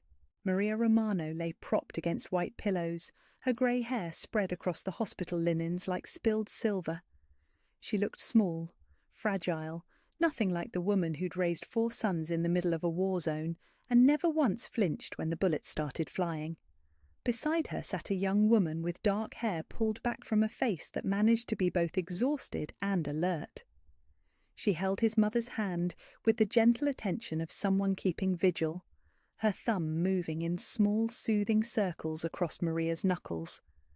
Vince had seen 1,000 faces in his line of work. He'd learned to read people the way other men read newspapers, to catalogue their weaknesses and fears and desires within moments of meeting them. But watching Elena Rossi tend to his unconscious mother, he found himself cataloguing something else entirely: competence. The way she monitored Maria's breathing without seeming to, the professional ease with which she adjusted the blankets, exhaustion that went bone deep, visible in the curve of her shoulders and the careful way she held herself upright. And something else, something that made him pause with his hand on the door handle. She was beautiful. Not in the obvious way of the women who usually crossed his path, all surgery and expensive maintenance and aggressive availability. This was something quieter, more dangerous. The kind of beauty that made men stupid, made them forget that beautiful women were often the most lethal weapons in any room. Vince pushed open the door, and Eleanor looked up with startled dark eyes that went wide when they focused on him. She didn't move away from his mother's bedside, but her free hand tightened almost imperceptibly on the bed rail. Fight or flight response barely contained. Smart girl. Elena Rossi. He said her name like he was testing how it felt in his mouth. "I'm Vincenzo Romano, Maria's son." "Mr. Romano." She stood slowly, releasing his mother's hand with obvious reluctance. "I'm so sorry about your mother. The doctors say she's going to be fine. The hip injury looks worse than it is." Vince moved to his mother's bedside, his trained gaze cataloguing her injuries, the monitors, the IV drip feeding medication into her system. Maria's face was peaceful in sleep, but he could see the bruises blooming along her left cheekbone, the careful way she was positioned to favour her injured hip. "Tell me what happened." It wasn't a request. Eleanor's chin lifted slightly, and Vince felt something shift in the air between them. Most people wilted under direct examination from him. Elena Rossi straightened her spine. She fell outside Romano's restaurant during the storm. She'd been struggling with her umbrella, lost her footing on the wet pavement, hit her head and her hip when she went down. Eleanor's voice was steady, professional. "I administered first aid until the paramedics arrived." "You left your job to help a stranger." "I left my job to help someone who needed help." The correction was gentle but absolute. It was the right thing to do. Vince studied her face, looking for the lie, the angle, the self-interest that motivated every human interaction in his experience. All he saw was quiet conviction and bone-deep exhaustion, and something that looked dangerously like integrity. "And now you're unemployed." Elena's mouth tightened almost imperceptibly. That's not your problem, Mr. Romano, isn't it? Vince moved around the bed, noting how Eleanor tracked his movement without appearing to, how she positioned herself between him and his unconscious mother, protective instincts. Interesting. Someone hurt my mother, someone else saved her life. In my world, both of those things have consequences. Your world? Elena's voice carried the faintest hint of wariness, as if she was beginning to realize that this conversation was happening on multiple levels she didn't understand. Before Vince could answer, his phone vibrated against his chest. Tony, right on schedule. Excuse me. Vince stepped into the hallway, answering on the first ring. Tell me. Elena Rossi, 26, born in Chicago. Parents died in a car accident when she was 16. No other family. Foster care system until 18, then aged out with nothing. Tony's voice carried the efficiency of someone delivering a briefing. Scholarship to UIC for pre-med, dropped out junior year when her foster mother got sick. Worked as an EMT for 2 years, left to care for her foster mother full-time until the woman died last year. Criminal record? Clean. Not even a parking ticket. Works 3 jobs, lives in a studio apartment in Andersonville, sends money to some elderly neighbour for medical expenses. Tony paused. Boss, this girl is legitimately good people, the kind you read about in newspapers. Vince absorbed this information in silence, his mind already working through implications and possibilities. Elena Rossi wasn't just good people. She was exactly the kind of person who disappeared from his world the moment they realized what it actually was. The kind of person who made moral choices based on principle instead of profit. The kind of person his mother would have handpicked if she'd been shopping for daughters. Where does she work now? Vince asked, though he already knew the answer. Nowhere. Romano's fired her last night. Manager sent a text while she was in the ambulance with your mother. The cold thing around Vince's spine turned molten. Romano's, the restaurant that carried his family's name, that existed by his family's grace, that employed 12 people who went home safe every night because Vince Romano guaranteed their protection. Romano's had fired the woman who saved his mother's life. Get me the manager's home address, Vince said quietly. And Tony, start a comprehensive background check on Elena Rossi. I want to know everything. Who she talks to, where she shops, what she reads, what she dreams about. Everything. You thinking of bringing her in? Vince looked through the window at Elena, who had returned to his mother's bedside and was adjusting Maria's blankets with infinite gentleness. As he watched, his mother's eyes fluttered open, and Eleanor leaned forward immediately, speaking in low, soothing tones that Vince couldn't hear, but could feel in the careful way his mother relaxed back against the pillows. I'm thinking, Vince said slowly, that Eleanor Rossi is about to learn what it means to have the gratitude of the Romano family, whether she wants it or not. He ended the call and returned to room 314, where his mother was now awake and holding Elena's hand while the 2 women spoke in quiet voices. Maria's face lit up when she saw him, and she reached out with her free hand. Vincenzo, mio figlio, come here and meet the angel who saved my life. Elena started to pull her hand away, but Maria held on with surprising strength. Don't you dare disappear on me, cara mia, Maria said firmly. This is my son, Vincenzo. Vince, this is Elena. She's the one who... I know who she is, Mama. Vince moved to kiss his mother's forehead, his eyes never leaving Elena's face. We were just getting acquainted. Good. Then you can explain to her that the Romano family takes care of people who take care of us. Maria's voice carried the authority of a woman who'd spent 40 years managing the personalities of dangerous men. Elena, tesoro, you will never have to worry about work again. My son will make sure of that. Vince watched Elena's expression shift from confusion to understanding to something that looked suspiciously like panic. She was beginning to realize that helping Maria Romano hadn't been a simple act of kindness. It had been an investment, and the return was going to be more than she'd bargained for. Mrs. Romano, that's very kind, but I can't accept... You can and you will. Maria's tone brooked no argument. "Vincenzo, make the arrangements." Vince smiled, and Elena took an involuntary step backward. In that moment, he knew she was beginning to understand exactly what kind of family she'd just saved, the kind that never forgot a debt, and never let go of the people they decided to protect. Tony Benedetto had been conducting background investigations for the Romano family for 12 years, and he'd learned that everyone had secrets. The trick was figuring out which secrets mattered and which ones were just the ordinary shame that came with being human.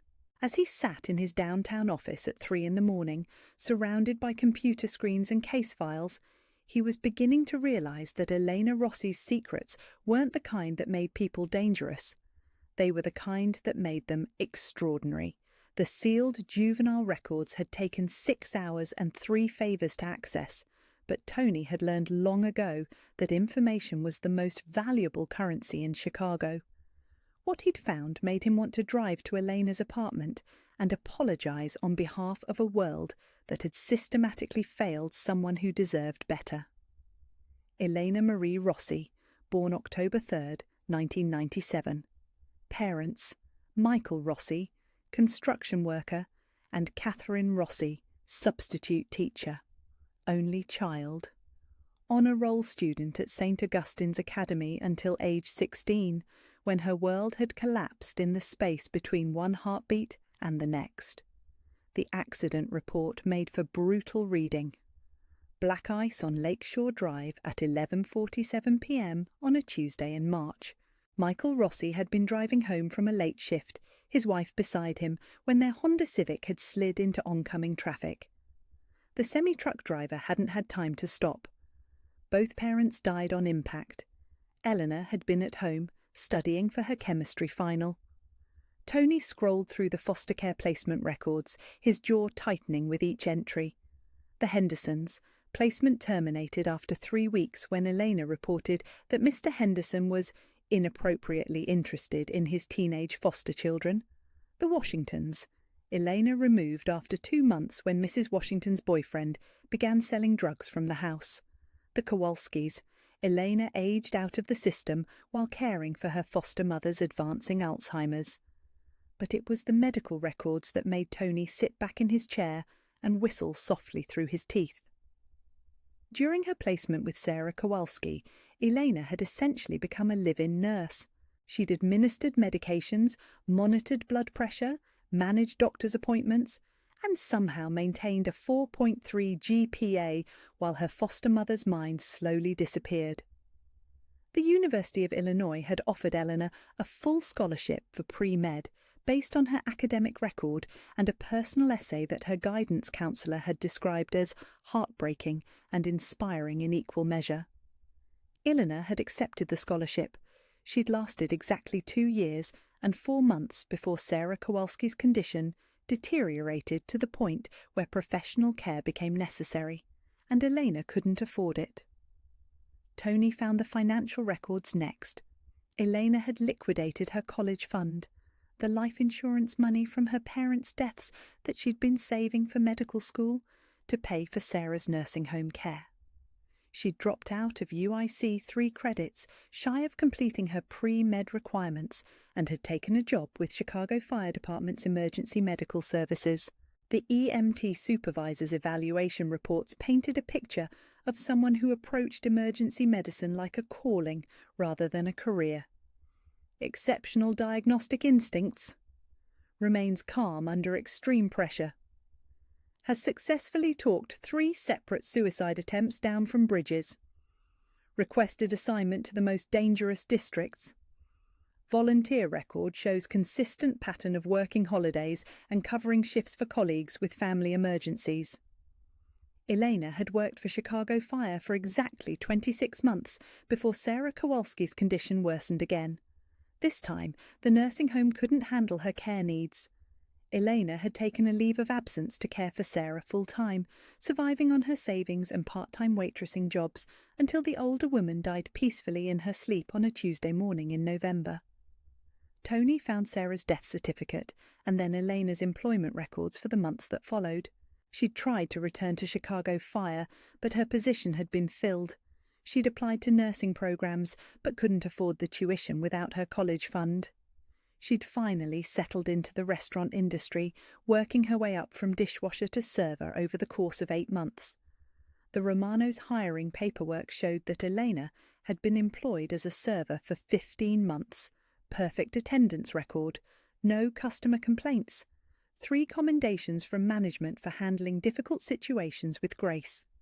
And then, at the bottom of the file, Jim Martinez's termination report. Employee abandoned post during busy evening service to assist non-customer outside restaurant premises. Insubordination. Immediate termination recommended. Tony sat back in his chair, staring at the timeline he'd constructed on his whiteboard. Elena Rossi had lost her parents at 16, survived the foster care system, sacrificed her medical career twice to care for someone else, worked in one of the most demanding emergency services jobs in the city, and had ended up serving overpriced pasta to people who probably spent more on wine than Elena made in a month. And when she'd seen an elderly woman fall in a storm, she'd thrown away her job without hesitation to help a stranger. His phone buzzed with a text from Vince. "What do you have?" Tony looked at the mountain of paperwork surrounding him, at the picture of Elena he'd printed from her EMT personnel file. In the photo, she was younger, maybe 23, wearing the navy blue uniform of Chicago Fire Department. She was smiling, but there was something in her eyes that suggested she'd already seen too much of the world's capacity for cruelty. He picked up his phone and dialed Vince's number. "Boss, you sitting down? Talk to me." Tony spent the next 20 minutes walking Vince through Elena's history, watching his own reflection in the dark office window as he detailed the systematic destruction and reconstruction of a life that should have been extraordinary. When he finished, the line was quiet for so long that Tony began to wonder if the call had dropped. "Tony," Vince's voice was carefully controlled. "Are you telling me that Eleanor Rossi had a full scholarship to medical school and gave it up to take care of her foster mother?" "Twice, boss. She gave it up twice." Another long silence.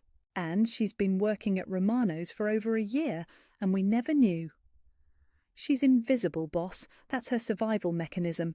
She makes herself invisible so people don't notice her long enough to disappoint her." Tony paused, looking at Elena's EMT photo again. "But she's not weak. The suicide intervention reports, the dangerous district requests, the way she handled your mother last night. This girl runs toward trouble, not away from it." "Where is she now?" Tony consulted his notes. "Still at the hospital. Been there all night. One of the nurses said she's been helping with other patients too. Couldn't seem to stop herself from jumping in when someone needed assistance." "Of course she has." Vince's tone carried something Tony couldn't quite identify. Admiration, maybe, or something more dangerous. "What about her current living situation?" "Studio apartment in Andersonville, month-to-month lease. Behind on rent, according to the building manager I spoke with. No car, takes public transportation everywhere.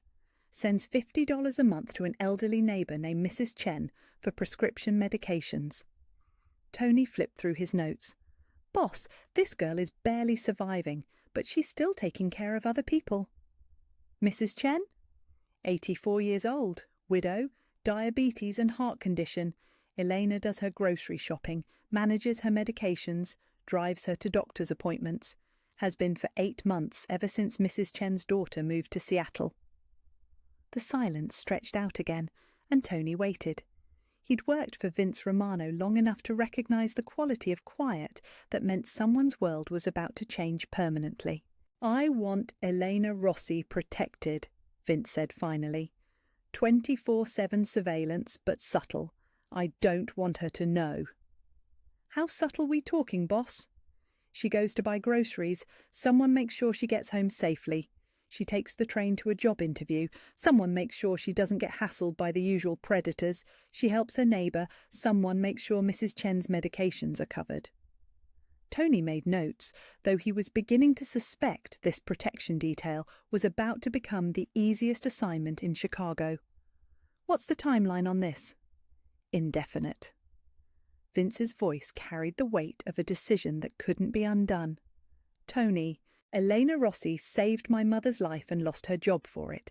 That debt doesn't get settled with a thank you card and flowers." "Understood. What about the restaurant?" The temperature in Vince's voice dropped 20 degrees. "What about it?" "Romano's, the manager who fired her, Jim Martinez. Handle it." Tony smiled in the reflection of his office window. Jim Martinez was about to learn that there were consequences for punishing kindness, and that some debts came with interest that compounded daily. "One more thing, boss. Elena Rossi doesn't know who you are. I mean, she knows you're Maria's son, but she has no idea what that means. No idea about the business, the territory, any of it." "You're sure?" "Her reaction at the hospital was genuine. She was more worried about your mother's medical condition than impressed by your presence. If she knew who you were, she'd have been a lot more careful about how she talked to you." Vince was quiet for a moment, and Tony could practically hear him thinking. "That's about to change," Vince said finally. "Elena Rossi is about to learn exactly what it means to have the protection of the Romano family, and once she understands that, she's going to have to decide what she's willing to accept in return." Tony looked at Elena's photo one more time, at the determined set of her jaw and the compassion in her dark eyes. Elena Rossi had spent 10 years taking care of other people, sacrificing her own dreams and security for the welfare of strangers and foster family members who'd needed her more than she'd needed to protect herself. She was about to discover what it felt like to have someone take care of her for a change, whether she wanted it or not. Elena's apartment building smelled like decades of other people's cooking and broken dreams. The hallway carpet was the colour of disappointment, worn thin by too many footsteps carrying too much weight. As she climbed the 3 flights to her studio, Elena tried not to think about the rent notice that had been taped to her door yesterday morning, or the fact that her bank account contained exactly $47.32. 3 days since she'd helped Maria Romano. 3 days since she'd lost her job. 3 days of failed interviews where potential employers took one look at her termination from Romano's and decided she was the kind of person who abandoned her responsibilities. If they only knew. Elena unlocked her apartment door and stepped into the 400 square feet she called home. Studio was a generous term for what was essentially a closet with delusions of grandeur, but it was hers. The Murphy bed folded down from the wall, the kitchenette consisted of a hot plate and a mini-fridge, and the bathroom was so small she had to step into the hallway to change her mind. But the windows faced east, which meant morning sunlight, and Mrs. Chen lived right next door, which meant Elena was never really alone. As if summoned by the thought, Elena heard the unmistakable sound of her elderly neighbour's distressed breathing through the thin walls. She dropped her purse and knocked softly on Mrs. Chen's door. "Mrs. Chen, it's Eleanor. Are you okay?" The door opened to reveal an 84-year-old woman clutching her chest, her face pale and drawn with pain. Mrs. Chen had emigrated from Taiwan 40 years ago, raised 3 children, buried a husband, and survived everything life had thrown at her. But diabetes and heart disease were enemies that didn't respect courage or determination. "Elena, child, I think my heart is acting up again." Mrs. Chen's English was perfect, though accented with the careful precision of someone who'd learned the language as an adult. "The pills, they're not working today." Eleanor was already moving, her EMT training taking over before conscious thought could interfere. She guided Mrs. Chen back into her apartment, checking her pulse, noting the irregular rhythm and the way the older woman favoured her left arm.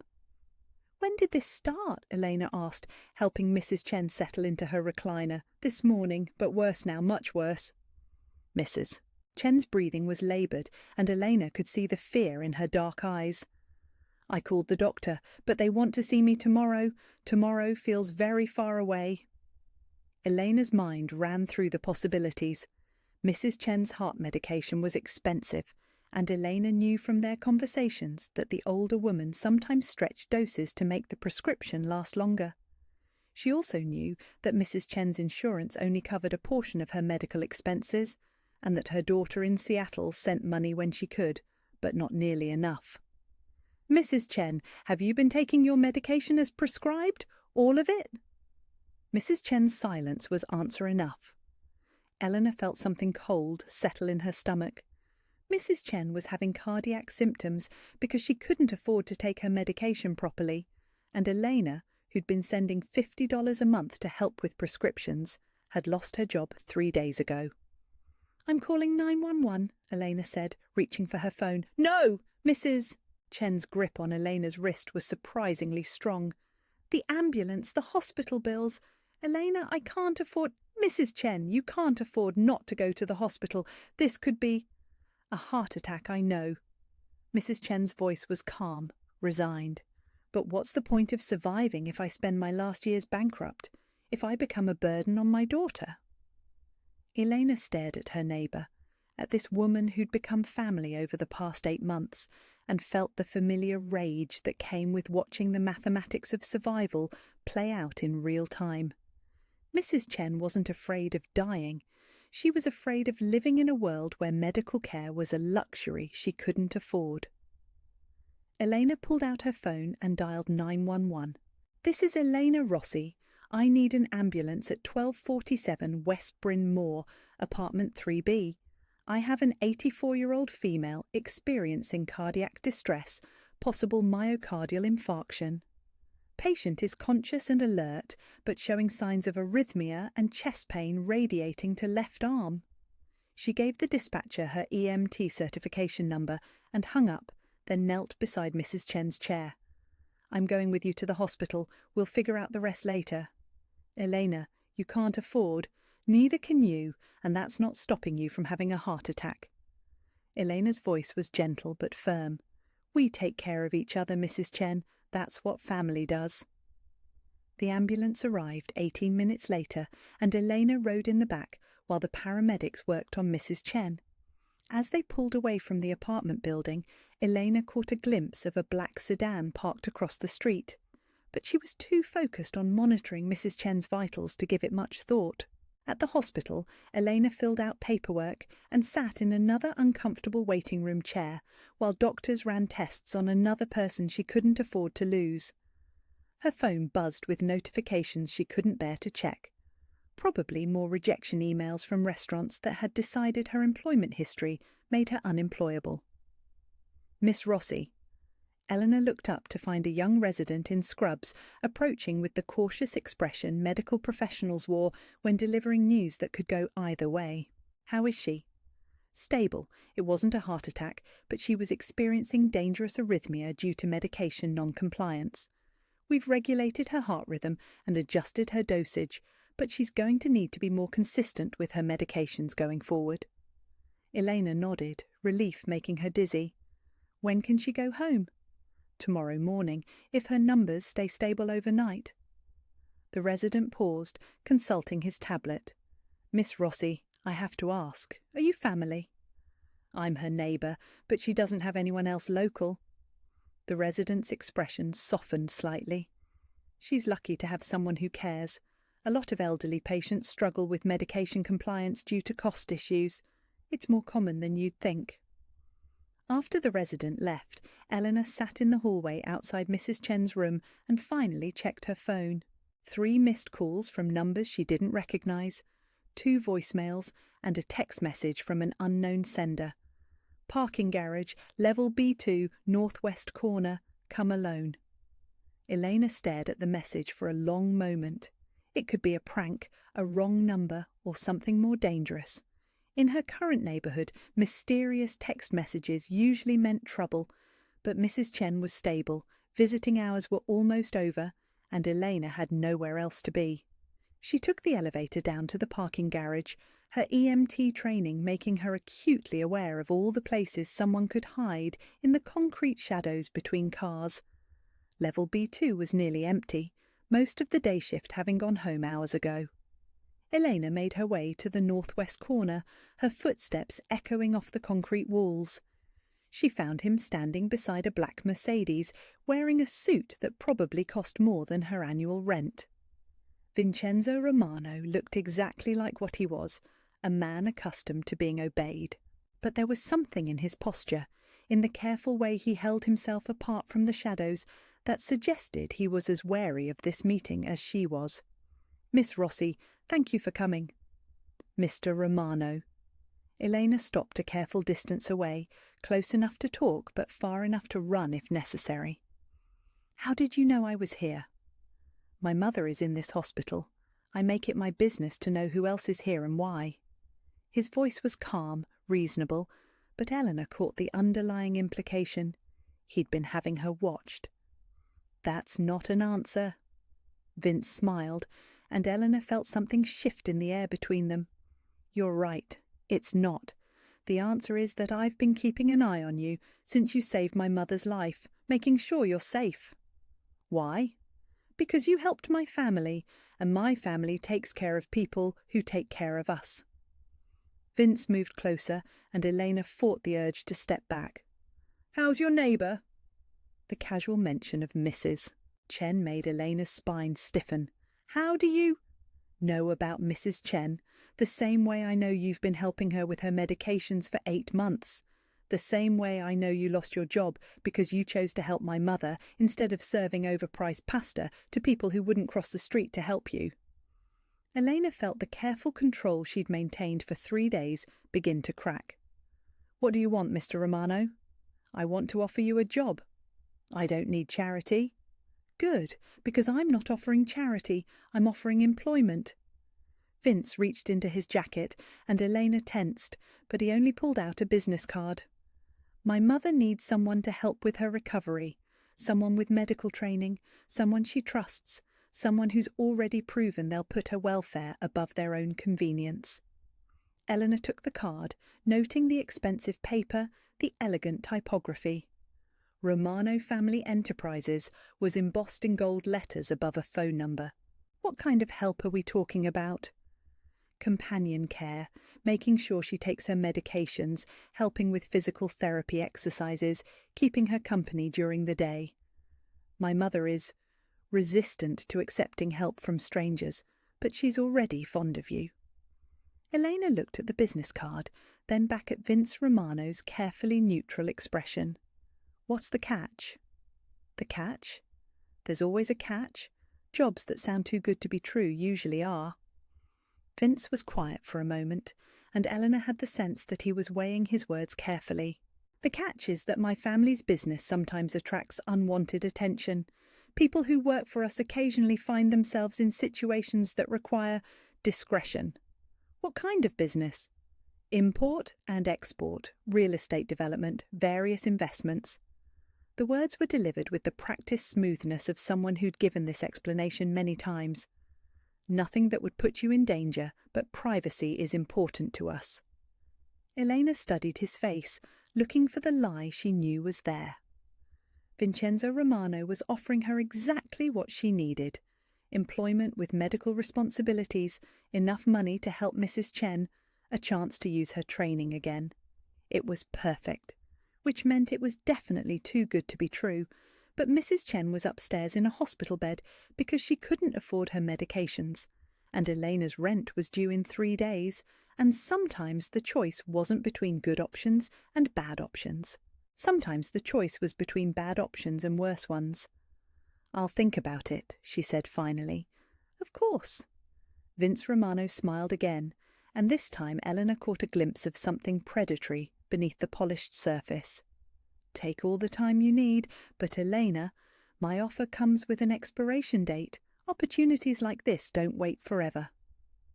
As Elena walked back toward the hospital elevator, she could feel his eyes on her back like a physical weight. She didn't turn around, didn't acknowledge the implicit threat in his final words, but she kept the business card. The cleaning job at Meridian Office Complex was everything Eleanor had expected, and worse. She started at midnight, when the building emptied of its daytime occupants and filled with the kind of shadows that made every footstep sound like a threat. The supervisor, a man named Rick who smelled like stale cigarettes and disappointed dreams, had handed her a cart full of supplies and a list of 17 floors to clean before dawn. "You work alone," he'd said, not bothering to look up from his clipboard. "Security makes rounds every 2 hours, but mostly they're watching Netflix in the lobby. Don't touch anything that looks expensive, don't go through desk drawers, and if you find anything that ain't supposed to be there, you don't see it. Understand?" Elena understood.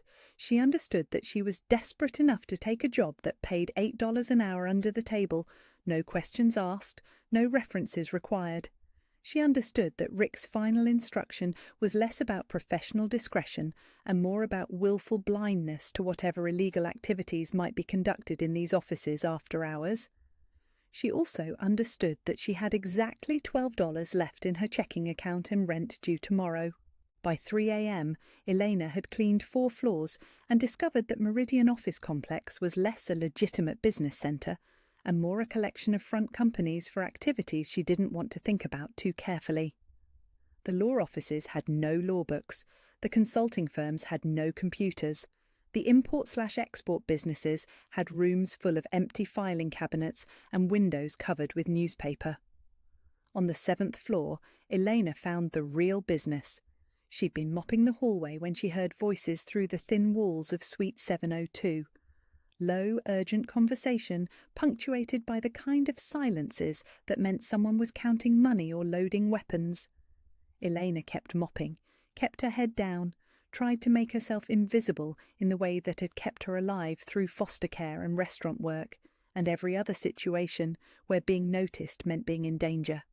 But invisibility only worked when the people you were hiding from cared about discretion. The door to Suite 702 opened, and Elena found herself face to face with 3 men who definitely weren't conducting legitimate business at 3:30 in the morning. The one in front wore a suit that had seen better decades, and an expression that suggested violence was always his first solution to unexpected problems. "Who the hell are you?" he demanded, stepping into the hallway. "Cleaning lady," Elena said, not stopping her methodical mopping. "I'll be out of your way in just a minute." "Cleaning lady." The man looked at his companions, then back at Elena. "You see anything interesting while you've been cleaning, sweetheart?" "I see a lot of floors that need mopping," Elena replied evenly. "That's what they pay me for." One of the other men laughed, but it wasn't a friendly sound. "She's got balls, I'll give her that. Most people would be running by now." Elena kept mopping, but her peripheral vision catalogued exits, potential weapons, and the way the 3 men were positioned between her and the stairwell. Her EMT training had taught her to assess dangerous situations quickly, and everything about this moment screamed that she was in the wrong place at the wrong time with the wrong people. "Thing is," the first man continued, stepping closer, "we got a very private business arrangement going on here, the kind that requires a certain level of understanding from people who might accidentally overhear things." "I understand that I'm paid to clean floors, not listen to conversations," Elena said, "and I understand that I'd like to finish this floor and move on to the 8th.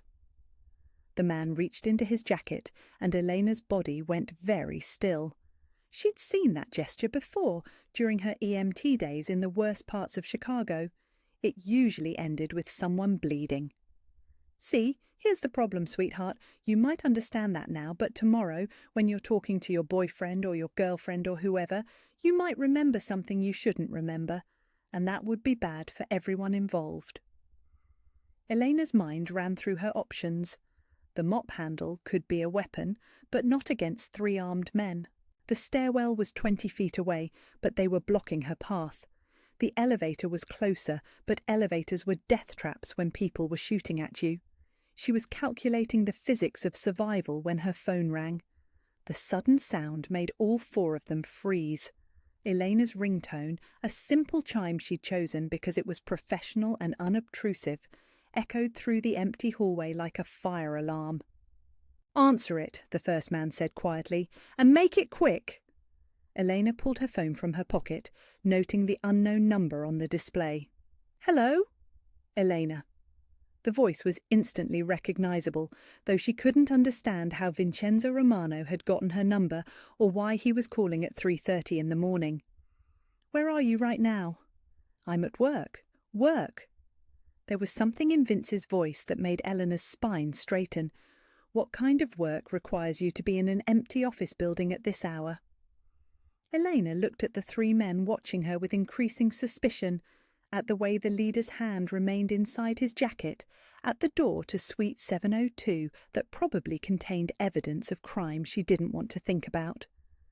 "The kind that pays under the table," she said carefully. The silence on the other end of the line stretched for several seconds. When Vince spoke again, his voice had changed completely. "Put me on speaker." "What? Put the phone on speaker, now." Eleanor hit the speaker button, and Vince Romano's voice filled the 7th-floor hallway of Meridian Office Complex with the kind of quiet authority that made dangerous men reconsider their life choices. "Gentlemen, this is Vincenzo Romano. The woman you're currently threatening works for my family. I suggest you step away from her immediately." The effect was instantaneous and electric. All three men took involuntary steps backward, and the leader's hand came out of his jacket empty. Elena saw genuine fear replace predatory calculation in their expressions, saw the way they suddenly couldn't meet each other's eyes. "Mr. Romano," the leader said, his voice tight with barely controlled panic. "We didn't know. We weren't going to hurt her. We were just—" "You were just making the kind of mistake that gets people permanently removed from Chicago," Vince said calmly. "Elena, walk to the elevator, now." Elena didn't argue. She left the mop and bucket in the hallway and walked past three men who suddenly seemed very interested in studying the floor tiles. The elevator seemed miles away, but none of them moved to stop her. "Mr. Romano," the leader tried again as Elena reached the elevator. "This was all a misunderstanding. We run a legitimate business here." "No, you don't." Vince's voice carried the finality of a coffin lid closing. "Elena, are you in the elevator?" "Yes." Elena's hands were shaking as she hit the button for the lobby. "Good. Go home. Pack whatever you need for a few days. Someone will be there in 20 minutes to pick you up." "Where am I going?" "Somewhere safe." The elevator doors closed as Vince continued speaking. "Elena, the job offer I made yesterday, it wasn't a request, it was an inevitability. You just discovered why." Elena stared at her reflection in the polished elevator doors as the car descended toward the lobby. She looked like someone who'd just realized that their life had changed irrevocably in the space between one heartbeat and the next. "What if I say no?" "You won't." "How can you be so sure?" "Because you're smart enough to recognize when you don't have a choice." Vince's voice was gentle, almost apologetic. "And because refusing my protection at this point would be suicide." The elevator reached the lobby, where Rick, the supervisor, was conspicuously absent, and the security guard was studiously avoiding eye contact with her. Elena walked through the empty building and out into the pre-dawn Chicago air, where a black sedan waited at the curb with its engine running. "Elena?" Vince's voice came through her phone. "The car will take you to your apartment, then to my mother. She's waiting for you." Elena looked at the sedan, at the driver whose face she couldn't see through the tinted windshield, at the empty street that suddenly felt full of watching eyes. What about Mrs. Chen? What about her? She's being discharged this morning. Someone needs to... Someone will.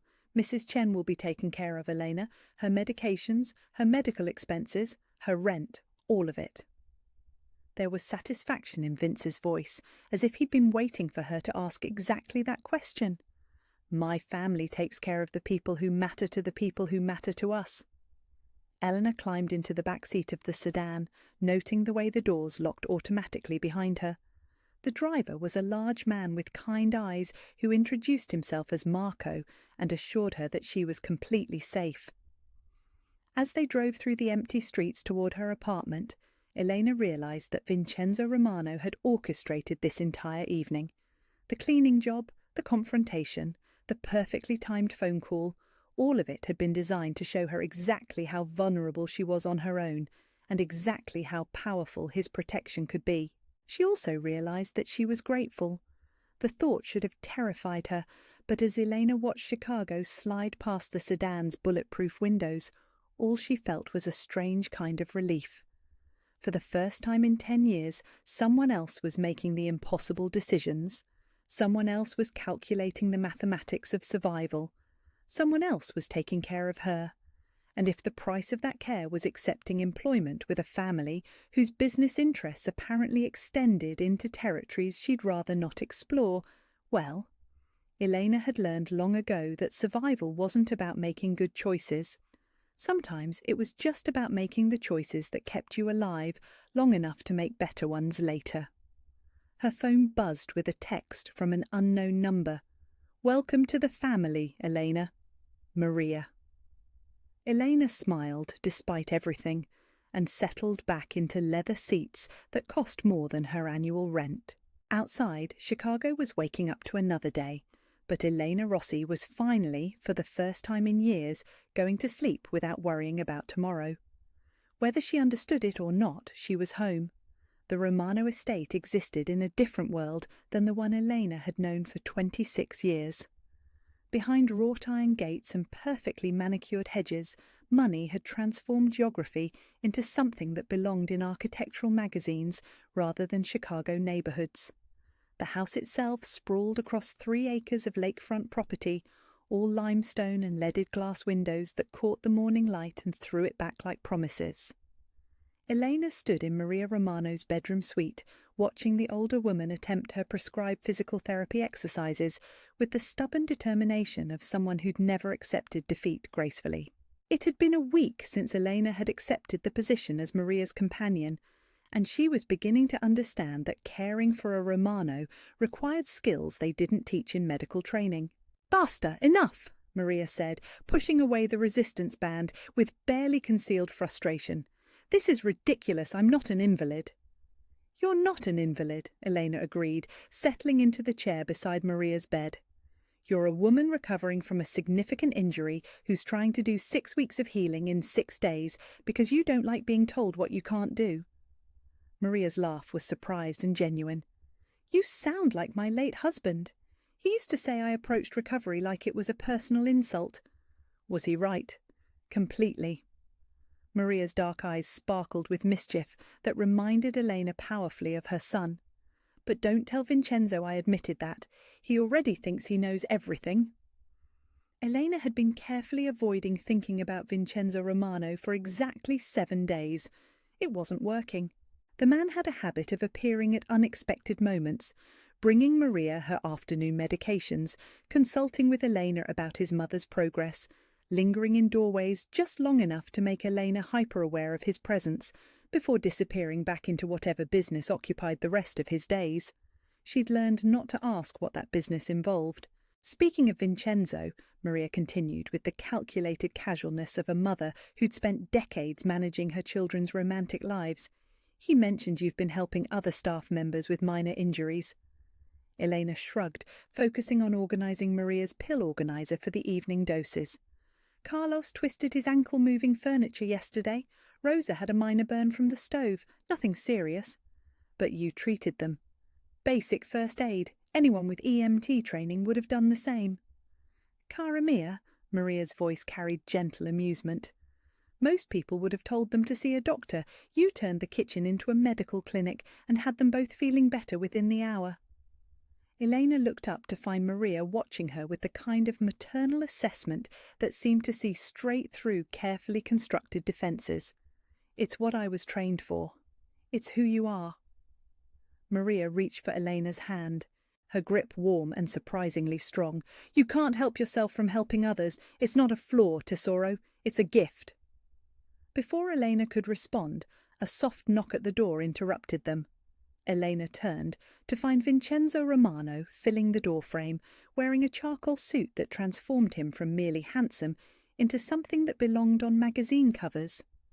His dark eyes moved from his mother to Elena with an intensity that made her suddenly conscious of her simple blouse and the way her hair had escaped its ponytail during Maria's physical therapy session. "How's the patient today?" he asked, though his gaze remained fixed on Elena. "Stubborn as always," Maria replied cheerfully. "But Elena is handling me very well. She doesn't let me get away with anything." "Good." Vince stepped into the room, and Elena felt the space contract around his presence. "Elena, could I speak with you for a moment? There's something I'd like to show you." Elena glanced at Maria, who waved them away with barely concealed satisfaction. "Go, I'm going to rest my eyes for a few minutes." Elena followed Vince through the house's elegant corridors, past oil paintings and antique furniture that probably cost more than most people earned in a lifetime. She'd been living in the estate's guest wing for a week, but she still felt like an intruder in spaces that existed to display wealth rather than accommodate actual human needs. Vince led her to what she'd assumed was a formal sitting room, but when he opened the doors, Elena found herself looking at something entirely different. Medical equipment lined one wall, a fully equipped first aid station, diagnostic tools, even a hospital-grade defibrillator. Cabinets held supplies that would stock a small emergency room. "What is this?" Elena asked, though part of her already understood. "A medical facility," Vince replied, watching her expression carefully. "For the family and staff. We find it sometimes inconvenient to rely on outside medical care for minor injuries and illnesses." Eleanor moved through the room, recognizing equipment that hadn't been available even in the EMT units she'd worked with. Everything was top of the line, professional grade, arranged with the efficiency of someone who understood emergency medicine. "This is incredible!" She turned to find Vince leaning against the doorframe, his expression unreadable. "But why are you showing me this?" "Because I want you to use it." Vince moved into the room, his presence somehow making the spacious medical facility feel intimate. "The staff have been talking about how you helped Carlos and Rosa. They're impressed. More than that, they trust you." Elena felt something shift in her chest, a warmth that had nothing to do with the afternoon sunlight streaming through the tall windows. Trust was a currency she'd rarely been wealthy enough to afford, and even more rarely been offered by others.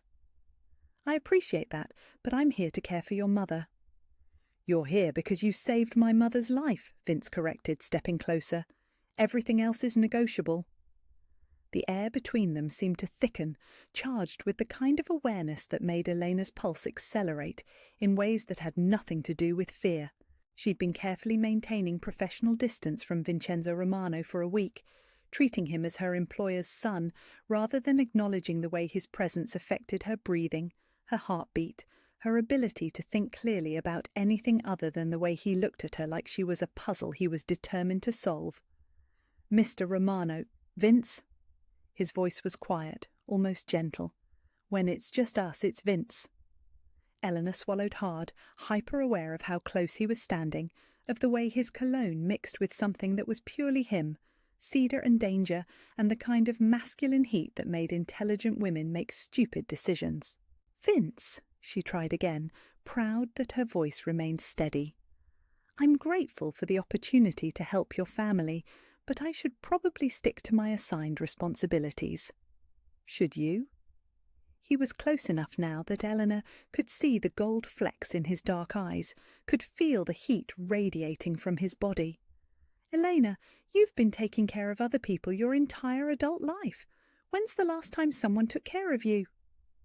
The question hit her like a physical blow, stealing her breath and her carefully constructed composure. When was the last time? She couldn't remember. Even in foster care, even with Sarah Kowalski, Elena had always been the one providing support, managing crises, ensuring everyone else's needs were met before her own. "That's not," she started, but Vince interrupted by reaching up to touch her face, his thumb tracing the line of her cheekbone with infinite gentleness. "It's not what?" he asked softly. "Not important? Not something you deserve?" Elena felt herself leaning into his touch before catching herself, before remembering where she was and who he was and all the reasons this was dangerous territory. She stepped back, putting necessary distance between them, though the loss of his warmth felt like losing something essential. "It's not appropriate," she said firmly. "You're my employer." Vince's smile was slow and devastating. "Actually, my mother is your employer. I'm just the man who's been trying to figure out how to ask if you'd have dinner with me without making you feel like your job depends on saying yes." Elena stared at him, her mind struggling to process the confession. "Are you asking me on a date?" "I'm asking if you'd like to have dinner with me tomorrow night. Just us, away from the house, somewhere we can talk without my mother eavesdropping from the next room." Vince's expression grew serious. "And Elena, your job doesn't depend on your answer. Neither does your safety or Mrs. Chen's care or anything else. I'm asking because I'd like to spend time with you, not because I'm trying to leverage your position." Elena looked around the medical facility, at the evidence of Vince's thoughtfulness in creating a space where she could use her skills, at the way he'd noticed what she needed before she'd even realized she needed it. Then she looked at him, at the careful way he was holding himself back, giving her space to make a choice without pressure. "One dinner," she heard herself say, "somewhere public." Vince's grin was boyish and triumphant. One dinner, somewhere very public with terrible acoustics and overpriced wine. As Elena walked back toward Maria's room, she tried not to think about the way her pulse had raced when Vince touched her face, or the way something had shifted in her chest when he'd asked when someone had last taken care of her. She tried to focus on her professional responsibilities, on the reasons maintaining distance was the smart choice. But when she reached Maria's bedroom, she found the older woman awake and smiling with the satisfied expression of someone whose matchmaking plans were proceeding exactly as hoped. "So," Maria said without preamble, "what did my son want to show you?" Elena settled back into her chair, checking Maria's pulse with professional efficiency while trying to ignore the knowing gleam in the older woman's eyes. "He showed me the medical facility downstairs." "Ah, yes, he had that installed last month after he learned about your background." Maria's tone was innocent, but her smile was pure maternal conspiracy. "Very thoughtful of him, don't you think?" Elena realized that she'd walked into something much more complex than a simple employment arrangement. The Romano family didn't just take care of the people who mattered to them. They orchestrated entire lives, created opportunities, arranged circumstances to achieve outcomes they desired. And apparently they'd decided they desired her. The thought should have terrified her. Instead, as Elena monitored Maria's evening medications and listened to the older woman's stories about her late husband's courtship techniques, she found herself looking forward to tomorrow night's dinner with an anticipation that felt dangerously close to happiness. For the first time in years, someone was taking care of her, and for the first time in her life, she was beginning to understand what it might feel like to be wanted rather than simply needed. Sal Torino had been watching the Romano estate for 3 weeks, and he'd learned that Vincenzo Romano had developed a weakness. The kind of weakness that made powerful men vulnerable, that turned calculated predators into protective fools who made mistakes. The kind of weakness Sal had been waiting 15 years to exploit. The weakness had a name, Elena Rossi, and she was about to become the key to destroying the Romano family from the inside out. Sal lowered his binoculars and settled back into the driver's seat of his rented Camry, parked on the tree-lined street with a clear view of the Romano gates. He'd been careful to vary his surveillance routine, switching vehicles and positions, but maintaining constant observation of the estate's comings and goings. What he'd seen had confirmed everything his sources had told him about Vince Romano's new obsession. The waitress who'd saved Maria Romano's life had moved into the estate 2 weeks ago. She left the grounds exactly twice per week, once to visit an elderly neighbour in Andersonville, once for what appeared to be a dinner date with Vince himself at increasingly upscale restaurants around the city. Both trips were accompanied by discreet security details that Sal's trained eye could spot from 3 blocks away. Vincenzo Romano was in love, or at least he was in something close enough to love that it would serve Sal's purposes perfectly. Sal's phone buzzed with a text from his Lieutenant Danny. "Target confirmed at neighbour's apartment. Light security. Probably thinks she's safe there." Sal smiled. Elena Rossi's visits to her elderly neighbour followed a predictable pattern. Every Tuesday and Friday afternoon, usually for about 2 hours, always with the same bodyguard waiting in an unmarked sedan.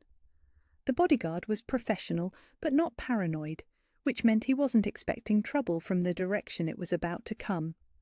Sal had been planning this operation since Maria Romano's accident, waiting for the right moment to strike at the heart of the Romano organization.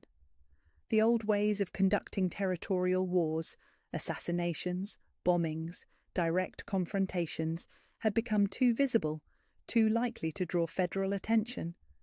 But taking something precious from Vincenzo Romano, that was personal enough to avoid law enforcement complications and devastating enough to cripple the Romano family's effectiveness. The plan was elegant in its simplicity. Kidnap Elena Rossi during one of her predictable visits to the old woman. Use her as leverage to force Vince into a series of increasingly compromising positions. Then, when the Romano family was sufficiently weakened and off balance, eliminate both Elena and Vince simultaneously, leaving the Romano territory ripe for annexation. Sal had learned patience during his 15-year climb through the Torino family hierarchy. He'd learned to identify opportunities and wait for the perfect moment to exploit them. Most importantly, he'd learned that the most effective attacks came not through strength, but through targeting an enemy's compassion. Vincenzo Romano's compassion for the waitress would be his downfall. Elena helped Mrs. Chen settle into her favourite recliner, noting with satisfaction that the older woman's colour was much better than it had been 2 weeks ago. The medication adjustments were working, and the fact that Mrs. Chen no longer had to ration her prescriptions was making a dramatic difference in her overall health. "You look tired, Cara," Mrs. Chen said, using the Italian endearment she picked up from Elena's stories about Maria Romano. "Are you sleeping enough?" Elena poured tea from the service she'd brought from the Romano estate, real bone china that made Mrs. Chen's afternoon tea feel special, and settled into the chair beside her neighbour. "I'm sleeping fine, just a lot to think about lately." That was an understatement. Living in the Romano estate was like existing in a parallel universe where money solved problems Elena hadn't known could be solved, where staff appeared to fulfill needs she hadn't expressed, where her biggest concern was managing Maria's stubborn refusal to follow doctor's orders rather than worrying about rent or groceries or whether she could afford to keep the heat on. It was wonderful. It was terrifying. It was becoming addictive in ways that made Elena question her own judgment. "You're thinking about that nice young man, aren't you?" Mrs. Chen's knowing smile reminded Elena of Maria's matchmaking expressions. "The one who takes you to such fancy restaurants." Elena felt heat rise in her cheeks. "Vince is complicated. All the good ones are." Mrs. Chen sipped her tea with the contentment of someone who'd lived long enough to recognize love in its early stages. "But he makes you happy. I can see it in your face when you talk about him." Elena couldn't deny that. 3 weeks of dinners with Vincenzo Romano had revealed layers she hadn't expected. His dry humour, his fierce protectiveness of his family, his surprising knowledge of literature and art, his way of listening to her stories about her EMT days as if they were adventures rather than tragedies. He made her feel interesting, valuable, desired in ways that had nothing to do with her usefulness as a caregiver. He also made her feel like she was standing on the edge of a cliff, looking down into something beautiful and dangerous that would change her forever if she jumped. "Mrs. Chen," Elena said carefully, "what would you do if someone offered you everything you'd ever wanted, but you suspected there were strings attached that you didn't understand yet?" Mrs. Chen was quiet for a long moment, her weathered hands wrapped around the delicate teacup. "Elena, child, I came to this country 42 years ago with nothing but the clothes I wore and the hope that my children would have better lives than I could give them in Taiwan. Every opportunity I accepted came with strings attached. Every job, every apartment, every friendship, all of it required compromises." She paused to meet Elena's eyes directly. "The question isn't whether there are strings. The question is whether what you're gaining is worth what you might be giving up, and whether the person holding those strings cares about your happiness or just your compliance." Before Elena could respond, her phone rang. Vince's name appeared on the screen, along with a photo of him that Maria had insisted Elena add to his contact information. The image showed him laughing at something off camera, and every time Elena saw it, she felt her pulse accelerate in ways that had nothing to do with fear. "I should take this," she said, accepting the call. "Hello? Elena?" Vince's voice carried a tension she'd never heard before. "Where are you right now?" "At Mrs. Chen's apartment. Why? Is everything okay?" "I need you to listen to me very carefully. There's been a security concern, and I need you back at the estate immediately." Elena felt something cold settle in her stomach. What kind of security concern? The kind that means you're not safe where you are. Vince's voice was controlled but urgent. "Marco is outside in the car. I need you to go downstairs and get in the car with him right now." Elena moved to Mrs. Chen's window and looked down at the street, where she could see Marco's familiar sedan parked in its usual spot. But there was something different about his posture, something alert and watchful that hadn't been there during previous visits. "Vince, you're scaring me." "Good, you should be scared." His voice softened slightly. "Eleanor, I promise I'll explain everything when you get home, but right now I need you to trust me and get in that car."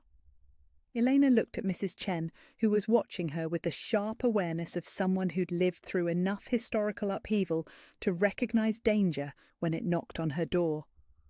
"I'm not leaving Mrs. Chen alone if there's some kind of threat." "Eleanor, no." Elena's voice carried the same stubborn determination that had driven her to help Maria Romano in a thunderstorm. "If there's danger, we face it together, or I'm not leaving."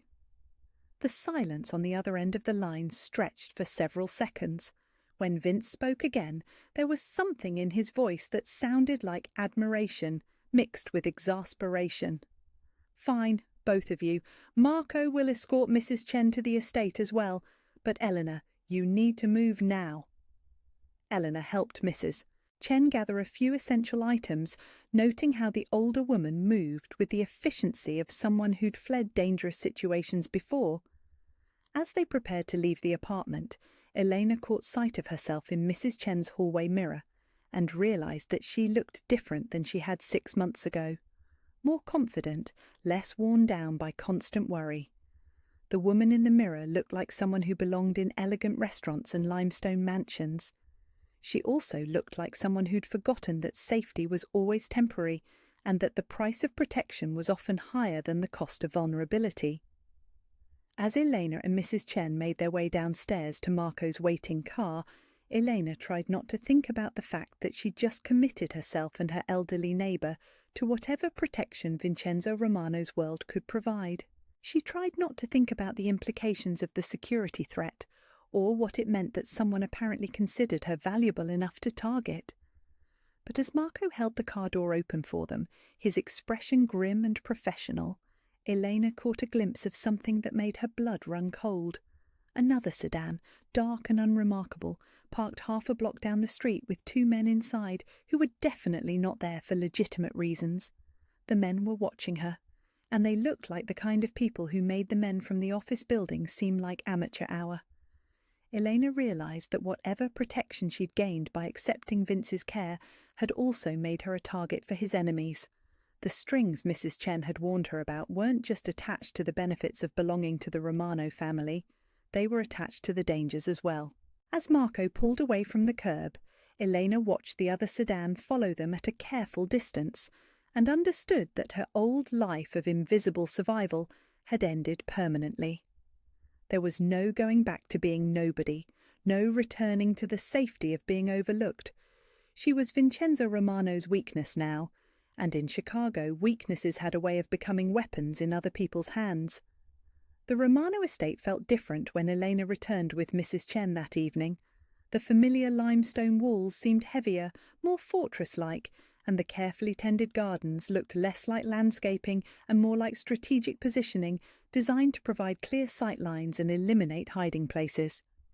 Elena helped Mrs. Chen settle into one of the guest suites, noting how the older woman took in the obvious security preparations with the calm assessment of someone who'd lived through wartime.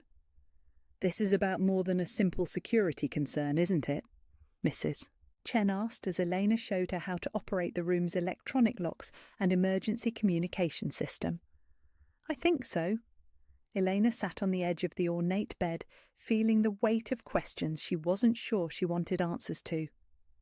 Mrs. Chen, what did you know about surviving when people wanted to hurt you?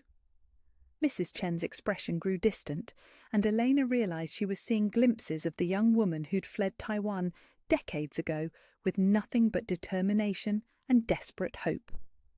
I learned that survival isn't about being brave or strong. It's about being willing to do whatever it takes to protect the people who matter more than your own comfort. Mrs. Chen reached for Elena's hand, her grip surprisingly firm. But I also learned that once you choose to fight instead of hide, you can never go back to being invisible. You have to be ready for that choice to change everything. Before Elena could respond, a soft knock interrupted them. Maria Romano stood in the doorway, leaning heavily on an elegant walking cane, but moving with obvious determination. Mrs. Chen, I presume, Maria said, stepping into the room with the kind of presence that transformed any space into her personal domain. I'm Maria Romano, Elena's employer and hopefully her friend. You're welcome in my home for as long as you need sanctuary. Elena watched the two older women assess each other, recognizing the mutual respect that passed between survivors who'd learned to read character quickly and accurately. Mrs. Chen inclined her head gracefully, accepting Maria's authority while maintaining her own dignity. You have a beautiful home, Mrs. Romano, and a beautiful heart, if Elena is any indication of the kind of person you attract to your family. Maria's smile was warm and genuine. Elena has that backwards, I'm afraid. She's the one who brings beauty to our family, but please call me Maria. Anyone who earns Elena's devotion is family here. As the two women continued their careful dance of introduction and mutual evaluation, Elena felt her phone vibrate with a text message. Vince. Library, 10 minutes, we need to talk. Elena left Mrs. Chen and Maria bonding over shared stories of emigration and adaptation, and made her way through the estate's elegant corridors to the library. The room was Vince's private sanctuary, lined floor to ceiling with leather-bound books that ranged from classic literature to contemporary business texts. It was also, Elena had learned, the one room in the house that was completely soundproof and electronically swept for surveillance devices twice daily. She found Vince standing behind the massive oak desk, but he wasn't alone. Two men Elena had never seen before occupied the leather chairs facing the desk. One older with silver hair and expensive suit, the other younger with the kind of build that suggested he spent serious time in both gyms and combat training. Both men stood when Elena entered, their movements carrying the respectful attention of soldiers acknowledging a superior officer's family member. "Elena," Vince said, moving around the desk to take her hand. "I'd like you to meet Tony Benedetto, my business manager, and Frank Russo, head of security. Gentlemen, Elena Rossi." Elena shook hands with both men, noting Tony's careful assessment and Frank's professional evaluation of potential threats and defensive capabilities. These weren't businessmen in the conventional sense. These were soldiers in expensive suits, and their presence in Vince's library meant the security concern was more serious than she'd realized. "Please sit," Vince said, guiding Elena to the chair beside his desk. "Elena, I need to explain what's happening and why your life has become significantly more complicated in the past few hours." Elena settled into the leather chair, hyper-aware of the way all three men were watching her reaction, as if her response to whatever Vince was about to tell her would determine something important about her future with the Romano family. "The Torino family has been conducting surveillance on this estate for approximately 3 weeks, Vince began, his voice carrying the controlled calm he used when delivering information that could reshape entire worlds. "They've identified you as a person of interest and have been tracking your routine, particularly your visits to Mrs. Chen." Elena felt something cold slide down her spine. "Person of interest for what? For leverage against me?" Vince's jaw tightened almost imperceptibly. "Elena, the business my family conducts occasionally creates conflicts with other families.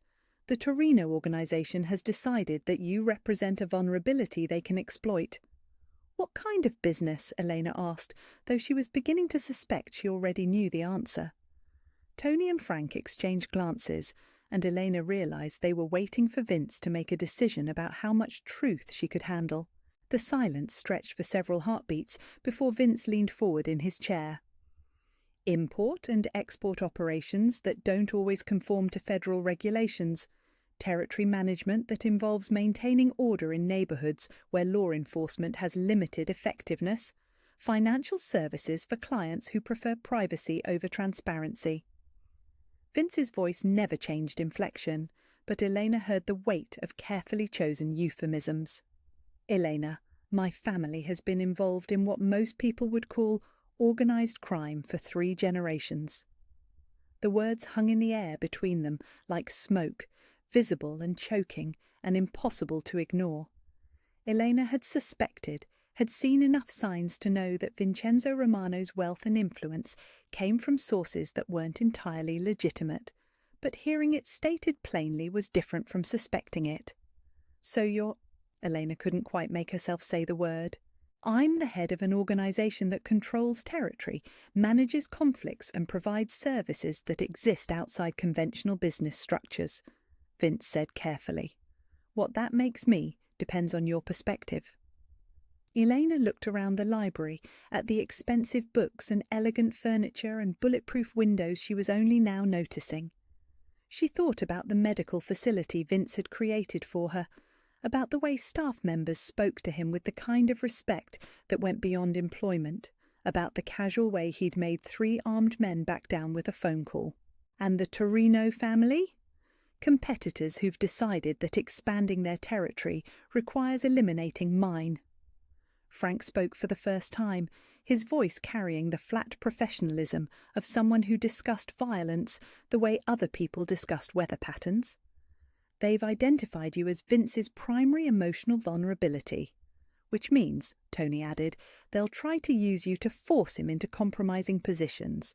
Kidnapping, torture, public execution, whatever generates the most psychological pressure while demonstrating their power to potential allies.